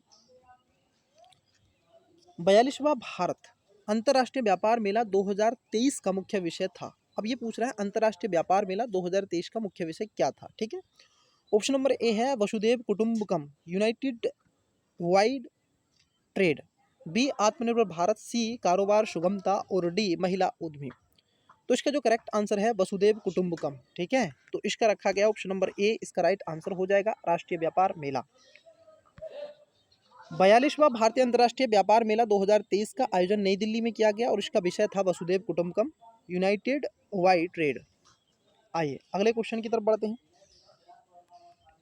देखिए अगला क्वेश्चन क्या है, तीसरे विश्व हिंदू कांग्रेस 2023 का मुख्य विषय क्या था। ऑप्शन नंबर है हिंदू कुश से भारत तक, बी जैसीय आयतनम धर्म, सी भारत 2023 और डी लचीले भविष्य के लिए शांति। तो इसका राइट आंसर है जैसीय आयतन, आप देखोगे धर्म के रूप में है, ठीक है, जैसीय आयतनम धर्म। आइए देखते हैं इसका एक्सप्लेनेशन, देख लेते हैं क्या है। तीसरा विश्व हिंदू कांग्रेस 2023 का आयोजन बैंकॉक थाईलैंड में नवंबर 2023 में किया गया, मुख्य विषय है जैसीय आयतनम धर्म। आइए अगले क्वेश्चन की तरफ बढ़ते हैं। क्वेश्चन नंबर 71वां, पूरे 100 क्वेश्चन देखने का प्रयास है एक ही क्लासेस में, पूरा टेस्ट सोल्व करेंगे। 22वीं वर्ल्ड आप देखोगे रीन्यूएबल एनर्जी कांग्रेस 2023 का आयोजन कहाँ किया गया। ऑप्शन नंबर ए है मलेशिया, बी सिंगापुर, सी ऑस्ट्रेलिया और डी फ्रांस। इसका करेक्ट आंसर हो जाएगा ऑप्शन नंबर ए, आप देखोगे मलेशिया में किया गया है, ठीक है। कहाँ पर, मलेशिया में किया गया है। मलेशिया कहाँ पर पड़ता है आप सभी जानते हैं, ठीक है। मलेशिया एक तरीके से आप देखोगे इंडियन ओशन और पैसिफिक ओशन के मलक्का स्टेट के पास में। इसका आयोजन आप देखोगे कुआलालंपुरम इसकी कैपिटल है, मलेशिया में जुलाई 2023 में आयोजित किया गया था, ठीक है। चलिए अगला क्वेश्चन देखते हैं। क्वेश्चन है आपका 72वां, अंतर्राष्ट्रीय आप देखोगे सार्वभौमिक स्वास्थ्य कवरेज दिवस कब मनाया जाता है, ठीक है। सार्वभौमिक स्वास्थ्य कवरेज दिवस कब मनाया जाता है। ऑप्शन नंबर है 12 जुलाई को, बी 12 दिसंबर को, सी 24 अक्टूबर को और डी 29 जून को। इसका राइट आंसर है ऑप्शन नंबर बी, आप देखोगे 12 दिसंबर को अंतर्राष्ट्रीय सार्वभौमिक स्वास्थ्य कवरेज दिवस मनाया जाता है। चलिए अगले क्वेश्चन की तरफ बढ़ते हैं। अगला क्वेश्चन देखते हैं सर। अगला क्वेश्चन है आपका सार्वभौमिक स्वास्थ्य कवरेज दिवस, जिसमें आप देखोगे यूएचसी दिवस हर साल 12 दिसंबर को मनाया जाता है। आइए अगले क्वेश्चन की तरफ बढ़ते हैं। देखिए अगला क्वेश्चन क्या है। अगला क्वेश्चन है आपका क्वेश्चन नंबर 73वां। 31वें नई दिल्ली विश्व पुस्तक मेला 2023 का अतिथि देश कौन सा था? ऑप्शन नंबर ए है जापान, बी फ्रांस, सी रवांडा और डी चीन। रवांडा, युगांडा, बरुंडी, ठीक है, ये सब मैंने मैपिंग में बड़े अच्छे से करवाया आपको। ठीक है, तो इसका राइट आंसर क्या हो जाएगा? आप देखोगे फ्रांस में किया गया है ये जो आपका विश्व पुस्तक मेला, ठीक है, नई दिल्ली जो था, और ये अतिथि देश जो थे ये आपके फ्रांस थे। क्योंकि नई दिल्ली में आप देखोगे विश्व पुस्तक मेला 2023 में राष्ट्रीय बुक ट्रस्ट एनवीटी, शिक्षा मंत्रालय, भारत सरकार द्वारा आईटीपीओ के सहयोग से प्रगति मैदान नई दिल्ली में भारत मंडपम वाले क्षेत्र में किया गया। थीम की आज़ादी का अमृत महोत्सव। अतिथि देश थे guest of honours country France. आइए अगला क्वेश्चन देखते हैं। देखिए अगला क्वेश्चन क्या है। अगला क्वेश्चन है आपका 12वीं विश्व हिंदी सम्मेलन 12वीं विश्व हिंदी सम्मेलन 2023 का आयोजन कहाँ हुआ? Option number A Fiji, B Bangladesh, C Malaysia और डी सऊदी अरब। तो ये किया गया है फिजी में, क्योंकि हिंदी आपको देखने के लिए मिलती है। ये आप जाएंगे तो फिजी में लोग हिंदी बोल लेते हैं, तो राइट आंसर ए हो जाएगा। मैं आपको बता दूं कि विदेश मंत्रालय भारत सरकार द्वारा फिजी सरकार के सहयोग से डेना राउ आइसलैंड कन्वेंशन सेंटर नादी आप देखोगे फिजी में आयोजित 15 से 17 फरवरी 2023 को संयुक्त राष्ट्र का मुख्य विषय हिंदी पारंपरिक ज्ञान से आप देखोगे कृत्रिम वेदा तक रखा गया है। अगला क्वेश्चन है आपका भारत सरकार ने किस संस्था के साथ उत्तराखंड में जलवायु अनुकूलन विद्युत प्राणी परियोजना हेतु समझौता किया है? किसके साथ? उत्तराखंड जलवायु, ठीक है। अभी उत्तराखंड से अभी एक मैंने परियोजना भी मैंने आपको बताई थी, और एक आप देखोगे एक प्रोग्राम भी चलाया जा रहा है, ठीक है, एक सम्मेलन भी, कई चीज़ें वहाँ पर हो रही हैं। ऑप्शन नंबर ए है विश्व बैंक, बी एशियाई विकास बैंक, सी विश्व स्वास्थ्य संगठन और डी द एनर्जिक रिसोर्सेज। तो राइट आंसर है एशियाई विकास बैंक, ठीक है। एशियाई विकास के द्वारा आप देखोगे उत्तराखंड की जलवायु अनुकूलन विद्युत प्राणी परियोजना भी चलाई जा रही है। इस परियोजना हेतु भारत सरकार आप देखोगे एशियाई विकास बैंक, जिसमें एडीबी के मध्य 200 मिलियन अमेरिकी डॉलर के ऋण से संबंधित समझौते पर हस्ताक्षर दिसंबर 2023 में कर दिए गए हैं। आइए अगले क्वेश्चन की तरफ बढ़ते हैं। देखिए अगला क्वेश्चन है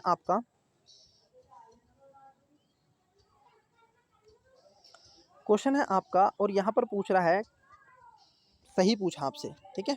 देखिए ये कह रहे हैं एशिया के पहले क्षेत्रीय सेंटर फॉर स्पीशीज आप देखोगे सर्वाइवल निम्न कथनों पर विचार कीजिए। जो सर्वाइवल है निम्न उपरोक्त में से कौन सा कथन सही है या है? ठीक है, देखिए पहला है कि इसे केंद्र की स्थापना भारत में की जाएगी। जो इसका केंद्र है उसकी स्थापना भारत में की जाएगी, क्या ऐसी बात है? दूसरा है यह विश्व का 10वां आप देखोगे केंद्र होगा, क्या ऐसी बात है कि 10वां? तो आप देखोगे इसका जो करेक्ट आंसर हो जाएगा वो ऑप्शन नंबर सी हो जाएगा। दोनों बातें इसकी क्या है, ठीक हो जाएंगी, ठीक है। क्या हो जाएंगी? दोनों बातें ही इसकी ठीक हो जाएंगी। अगर हम देखें आईयूसीएन स्पीशीज जो कि आपका, अगर हम देखें सर्वाइवल जो कमीशन और भारतीय वन्यजीव ट्रस्ट, ठीक है, के मध्य दक्षिण एशिया में पहला क्षेत्रीय सेंटर फॉर स्पीशीज सर्वाइवल स्थापित करने हेतु एक समझौता ज्ञापन हस्ताक्षरित हुआ है, और खासतौर पर इसे केंद्र की स्थापना भारत में की जाएगी, और यह विश्व का 10वां संस्करण दक्षिण एशिया भारत में अपनी तरह का पहला केंद्र होगा। तो उसको क्या है, ध्यान में आपको रखना है।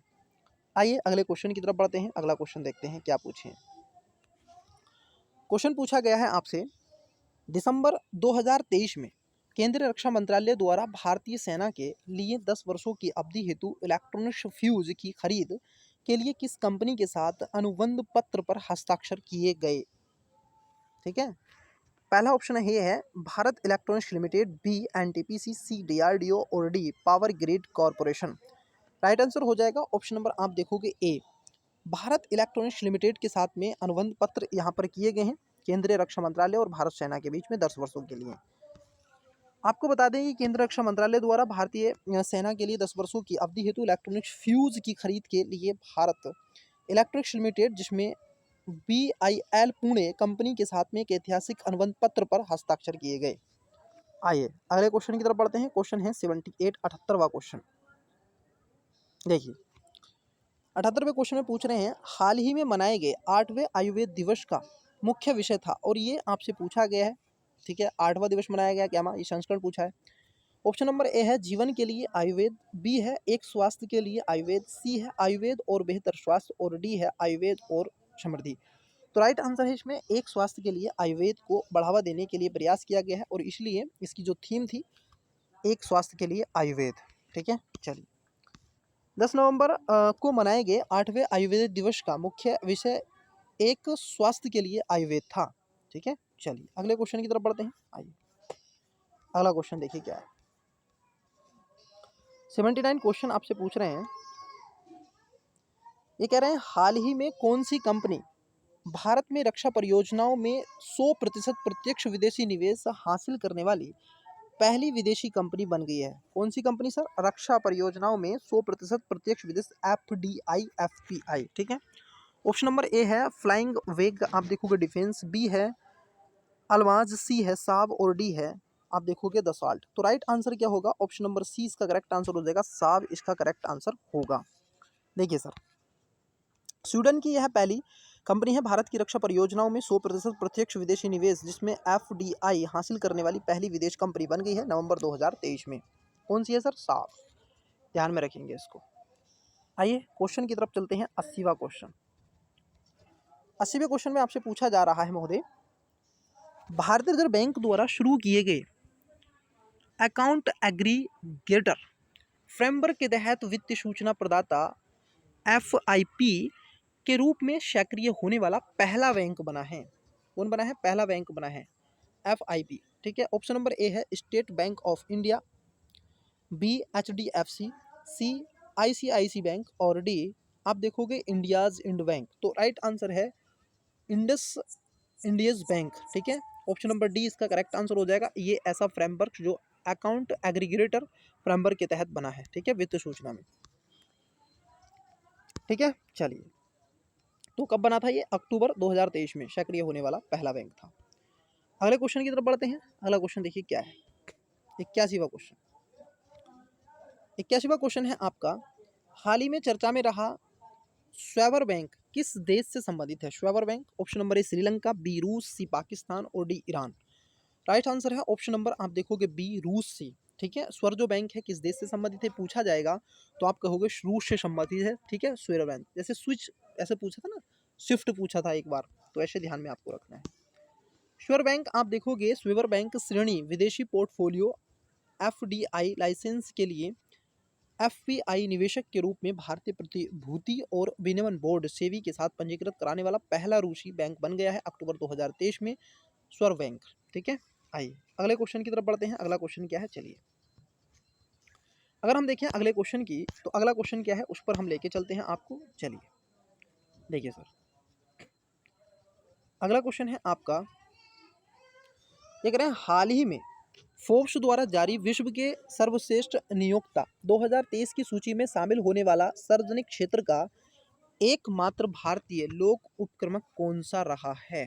ठीक है, तो ये पूछा जा रहा है। ऑप्शन नंबर ए है भारतीय बीमा निगम, जीवन भारतीय जीवन बीमा, बी है इंडियन ऑयल कॉरपोरेशन, सी है NTPC लिमिटेड, और डी है राज्य व्यापार निगम। तो इसका करेक्ट आंसर है क्या है आपका? आप देखोगे NTPC लिमिटेड। ठीक है, नेशनल थर्मल पावर प्लांट। ये जो NTPC लिमिटेड है आप देखोगे फोर्ब्स द्वारा जारी विश्व के सर्वश्रेष्ठ नियोक्ता 2023 की सूची में शामिल होने वाला सार्वजनिक क्षेत्र का एकमात्र भारतीय लोक उपक्रमण, मतलब आपको देखोगे PSU बना है 10 अक्टूबर 2023 को।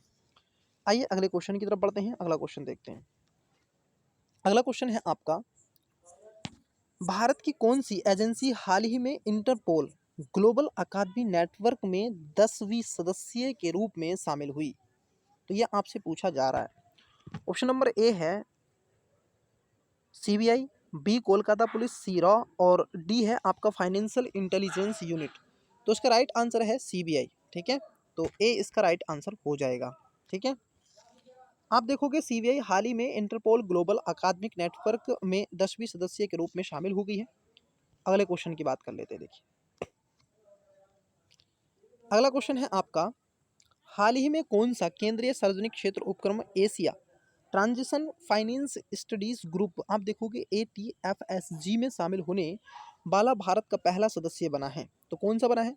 ऑप्शन नंबर ए है NECEC, B power finance corporation limited, C Rashtriya Tap Vidyut Nigam और डी कोल इंडिया लिमिटेड। तो राइट आंसर है ऑप्शन नंबर बी, आप देखोगे पावर फाइनेंस कॉर्पोरेट लिमिटेड को रखा गया है केंद्रीय सार्वजनिक क्षेत्र उपक्रम एशिया ट्रांजिशन, ठीक है, जिसमें ATFGSG, ठीक है। आइए अगला क्वेश्चन देखते हैं। अगले क्वेश्चन की तरफ बढ़ते हैं। अगला क्वेश्चन आपसे पूछा जा रहा है, चलिए देखिए सर।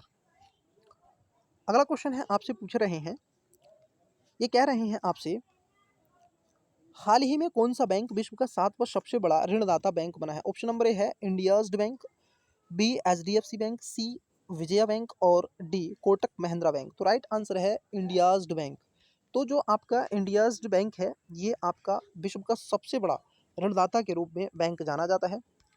HDFC बैंक अपनी मूल कंपनी आप देखोगे housing development finance corporation HDFC limited के साथ में रिवर्स विलय के बाद यह बैंक 154 बिलियन अमेरिकी डॉलर के बाजार पूंजीकरण आप देखोगे एम कैप को पार कर गया 14 जुलाई 2023। इसी के साथ में यह विश्व का 7वां सबसे बड़ा ऋणदाता बैंक बन गया है। आइए अगले क्वेश्चन की तरफ बढ़ते हैं। अगला क्वेश्चन क्या है? अगला क्वेश्चन है, हाल ही में Nehru memorial and library society का नाम परिवर्तित किया गया, इसका नया नाम क्या होगा या क्या रखा गया? ऑप्शन नंबर प्रधानमंत्री संग्रहालय और लाइब्रेरी सोसाइटी, बी अमृत बाजार में आप देखोगे साक्षरता, सी भारत ग्रंथ और डी धरोहर पुस्तकालय। तो राइट आंसर है प्रधानमंत्री संग्रहालय और लाइब्रेरी सोसाइटी, ठीक है, जो आपके Nehru memorial and library society का नाम बदल के प्रधानमंत्री संग्रहालय और लाइब्रेरी सोसाइटी रख दिया गया है। अब प्रधानमंत्री के पद पर कर दिया गया है, ठीक है। चलिए अगले क्वेश्चन को देखते हैं। अगला क्वेश्चन क्या है, देखिए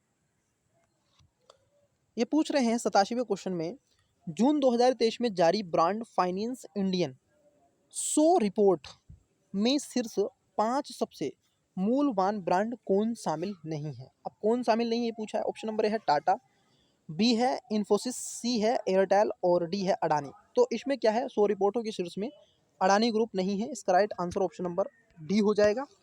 आपको बता दें, ब्रांड फाइनेंस इंडिया जारी द्वारा शीर्ष 5 सबसे मूल्यवान ब्रांड टाटा आप देखोगे 26.4 बिलियन अमेरिकी डॉलर, और इन्फोसिस की बात कर लें 13 बिलियन अमेरिकी डॉलर, भारतीय जीवन बीमा निगम 9.8 बिलियन अमेरिकी डॉलर और एयरटेल 7.5 बिलियन अमेरिकी डॉलर। रिलायंस आप देखोगे इंडस्ट्रीज लिमिटेड 7.4 बिलियन अमेरिकी डॉलर है, जबकि इसमें अडानी को नहीं रखा गया है। आइए अगला क्वेश्चन देखते हैं। अगला क्वेश्चन है आपका, ये कहना है, हाल ही में कौन सी airlines sustainable aviation fuel SAF का इस्तेमाल करके एक विमान पर वाणिज्यिक घरेलू उड़ान संचालित करने वाली पहली भारतीय एयरलाइंस बनी है SAF पर, ठीक है। कौन सा?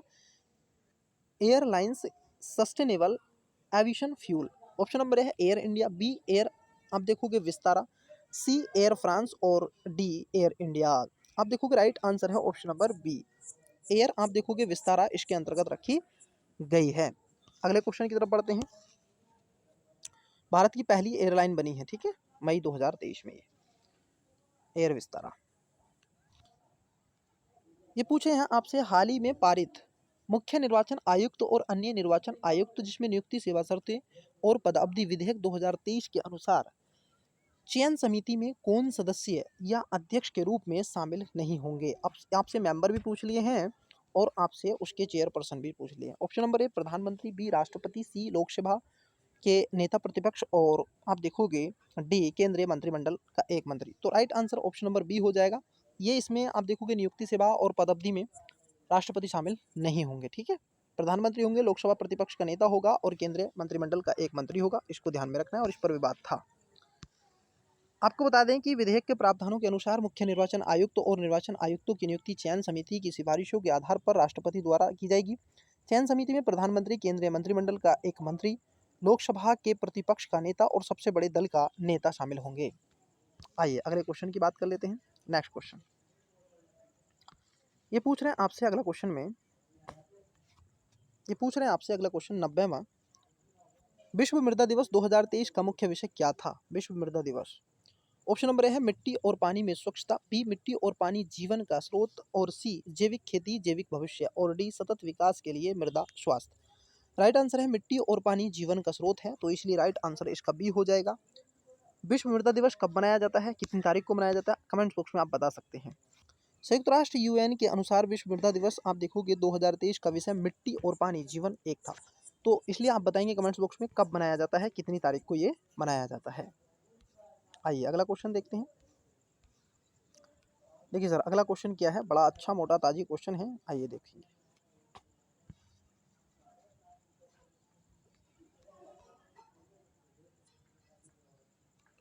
देखिए सर क्वेश्चन है आपका, हाल ही में बिहार विधान परिषद द्वारा पारित बिहार पदों एवं सेवाओं की रिक्तियों में आरक्षण अनुसूचित जातियों, अनुसूचित जनजातियों एवं अन्य पिछड़े वर्गों के लिए संशोधन अधिनियम 2023 द्वारा बिहार में जातिगत आरक्षण को कितने प्रतिशत बढ़ाने का प्रावधान किया गया है। अब देखो कितने प्रतिशत बढ़ाया जाएगा, ये आपसे पूछ रहा है। ऑप्शन नंबर 50%, बी 65 और सी 75% और डी 70%। इसका जो करेक्ट आंसर हो जाएगा वो 65% बढ़ाने का प्रावधान है। वैसे ही हरियाणा की तरह भी है, ठीक है, तो ऐसे कई हैं। ऐसे आंध्र प्रदेश या तेलंगाना में भी इस मुद्दे को उठाया गया, तो कई स्टेट इस पर काम करें, तमिलनाडु में भी, तो इसमें 65% है। ठीक है, तो ध्यान में आपको रखना है। चलिए अगले क्वेश्चन की बात कर लेते हैं। अगला क्वेश्चन देखते हैं सर। देखिए यहाँ पर कूट दे के रखे हैं और आपसे कूट देकर के क्वेश्चन पूछा जा रहा है। क्वेश्चन क्या है जरा उसको समझते हैं। क्वेश्चन आपका निम्नलिखित में से कौन सा सुमेलित है। जैसे राष्ट्रीय गणित दिवस कब मनाया था, अंतर्राष्ट्रीय प्रवासी दिवस, विजय दिवस और मानव अधिकार दिवस। आइए सबसे पहले आप देखोगे जो राष्ट्रीय गणित दिवस मनाया जाता है, ये मनाया जाता है आपका 22 दिसंबर को। अंतर्राष्ट्रीय प्रवासी जो दिवस मनाया जाता है, ये मनाया जाता है आपका, आप देखोगे 18 दिसंबर को। और विजय दिवस जो मनाया जाता है ये 16 सितंबर को, और मानव अधिकार दिवस 10 दिसंबर को। तो राइट आंसर इसका क्या हो जाएगा, ऑप्शन नंबर ए हो जाएगा। 1 2 3 4 पहले का ए का बी हो जाएगा, ऐसे इस तरीके से। ठीक है, राइट आंसर ए हो जाएगा। आइए अगले क्वेश्चन की तरफ बढ़ते हैं। ठीक है, राष्ट्रीय गणित दिवस 22 दिसंबर को, अंतर्राष्ट्रीय प्रवासी दिवस 18 दिसंबर को, और विजय दिवस 16 दिसंबर को, और मानवाधिकार दिवस आप देखोगे 10 दिसंबर को। सब दिसंबर में मनाए जाते हैं, इसको थोड़ा सा ध्यान में आपको रखना है। आइए अगले क्वेश्चन की तरफ बढ़ते हैं। क्वेश्चन नंबर है 93, 93वां क्वेश्चन। ये कह रहे हैं 93वें क्वेश्चन में आपसे पूछा जा रहा है कि विश्व पृथ्वी दिवस किस माह में मनाया जाता है। विश्व अर्थ, ठीक है, world earth day. Option number A है मार्च, बी अप्रैल, सी मई और डी जून। तो राइट आंसर है अप्रैल में ये मनाया जाता है। ठीक है, वर्ल्ड अर्थ डे कब मनाया जाता है ये आप कमेंट्स बॉक्स में बताएंगे। 12 अप्रैल को प्रति एक वर्ष मनाए जाने वाला विश्व दिवस के रूप में इसको मनाया जाता है। आइए अगले क्वेश्चन की तरफ बढ़ते हैं। अगला क्वेश्चन देखिए, कितने सुमेलित हैं ये आपसे पूछ रहा है, बस और कुछ नहीं पूछा है इसमें। चलिए देखिए कौन कौन से सुमेलित हैं। अंतर्राष्ट्रीय दास उन्मूलन दिवस 2 दिसंबर, विश्व एड्स दिवस 1 दिसंबर, और विश्व बाल दिवस 14 नवंबर, और आप देखोगे चौथा है विश्व शौचालय दिवस 19 नवंबर। अब सुमेलित बताना है, केवल एक ठीक है बी। इसमें जो करेक्ट आंसर है वो है आप देखोगे सी। इसमें 3 ठीक है। आइए एक एक करके बात कर लेते हैं। देखिए सर आप देखोगे विश्व बाल दिवस 20 नवंबर को मनाया जाता है और अन्य सभी सही हैं, क्योंकि विश्व जो बाल दिवस है, ठीक है, ये 14 नवंबर को नहीं है, 20 नवंबर को है। ठीक है, तो इसलिए तीसरा गलत है और 1 2 4 सही हैं। आइए अगले क्वेश्चन की तरफ बढ़ते हैं। अगला क्वेश्चन देखिए क्या है, 95वें क्वेश्चन की बात कर लेते हैं। देखिए सर ये कह रहे हैं अंतर्राष्ट्रीय शांति दिवस कब मनाया जाता है। कौन सा अंतर्राष्ट्रीय शांति दिवस। ऑप्शन नंबर ए है 24 सितंबर को, बी 21 सितंबर को, सी 27 सितंबर को, और डी 15 सितंबर को। राइट आंसर है 21 सितंबर को। ठीक है, 21 सितंबर को इंटरनेशनल पीस क्लोज डे मनाया जाता है। ठीक है, चलिए 21 सितंबर। आइए एक एक करके बात कर लेते हैं। देखिए 24 सितंबर को विश्व नदी दिवस मनाया जाता है, 21 सितंबर को अंतर्राष्ट्रीय शांति दिवस है, 27 सितंबर को विश्व पर्यटन दिवस है, और 15 सितंबर को अंतर्राष्ट्रीय लोकतंत्र दिवस के रूप में मनाया जाता है। आइए अगले क्वेश्चन की तरफ बढ़ते हैं। अगला क्वेश्चन देखिए क्या है। अगला क्वेश्चन है आपसे पूछा है विश्व पर्यावरण दिवस 2023 की थीम क्या थी। ठीक है, ऑप्शन नंबर ए प्लास्टिक प्रदूषण के उपाय, बी प्रदूषण पर वैश्विक प्रतिबद्धता, सी खुद से शुरू करें, और डी स्वास्थ्य के लिए पर्यावरण। तो राइट आंसर हो जाएगा इसका प्लास्टिक प्रदूषण के लिए उपाय। ठीक है, ए इसका करेक्ट आंसर हो जाएगा। विश्व पर्यावरण दिवस की थीम 2023 की रखी गई थी। ठीक है, क्योंकि 5 जून को विश्व पर्यावरण दिवस मनाया गया और इसका प्लास्टिक प्रदूषण के उपाय की बात यहाँ पर की गई थी। आइए अगले क्वेश्चन की बात कर लेते हैं। अगला क्वेश्चन देखिए क्या है।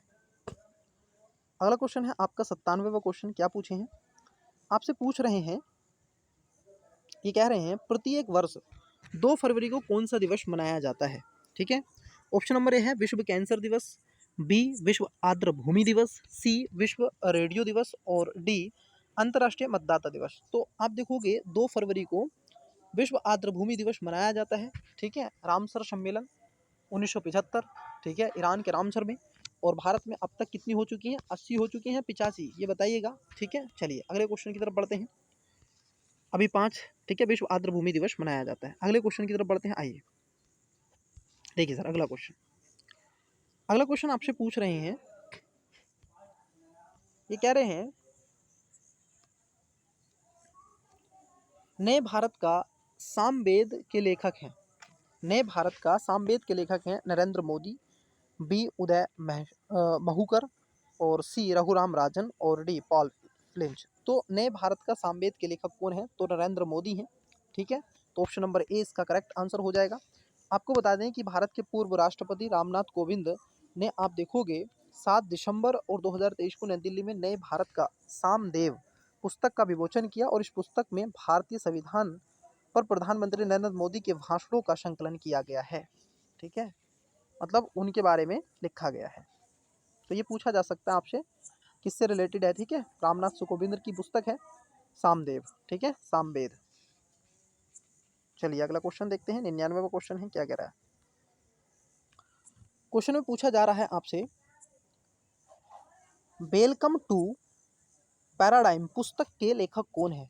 वेलकम टू पैराडाइम पुस्तक के लेखक कौन है, ये आपसे पूछ रहे हैं। ऑप्शन नंबर ए है ट्विंकल खन्ना, बी चेतना मरु, सी सागर सिन्हा और डी एडी मेरिनो। तो राइट आंसर क्या है, ट्विंकल।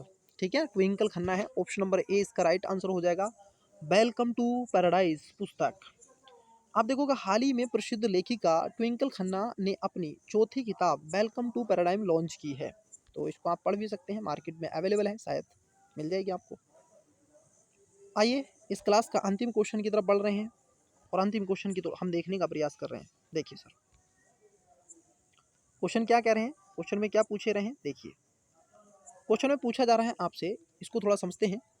निम्नलिखित में से किसे जमनालाल बजाज पुस्तक 2023 से सम्मानित किया गया। जमनालाल बजाज, पहला स्टेटमेंट है रहा नावा कुमार को, दूसरा स्टेटमेंट है राम लक्ष्मी दत्ता को, तीसरा स्टेटमेंट है सुधा वर्गीज को और चौथा है रेगी जॉर्ज को। तो इसका राइट आंसर है पहला, दूसरा, तीसरा, चौथा। तो आप देखोगे ये पुरस्कार आप देखोगे सभी को मिला है, 1 2 3 4। तो इसका राइट आंसर क्या हो जाएगा, डी इसका करेक्ट आंसर हो जाएगा। तो स्टूडेंट्स इस क्लासेस में इतना ही। आपसे हमने जो पेपर नंबर आपका टेस्ट नंबर 14 था वो हमने सोल्व किया है। ये 4th आपका टेस्ट है।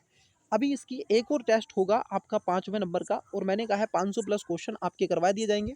ठीक है, अब तक 400 क्वेश्चन आपके कवर करवा दिए गए हैं। आपने अगर पहली वीडियो नहीं देखी है तो देखिएगा, यहीं पर आपको 500 प्लस MCQ UPPCS आपको मिल जाएगा। ठीक है, करंट अफेयर पर आधारित, पिछले 6 महीने का इसमें करंट अफेयर है और घटना सार पर आधारित है। आपने सेशन को लाइक शेयर सब्सक्राइब करना मत भूलिएगा, और जो मैंने आपको बताया उसको कमेंट बॉक्स में आवश्यक रूप से बताइएगा।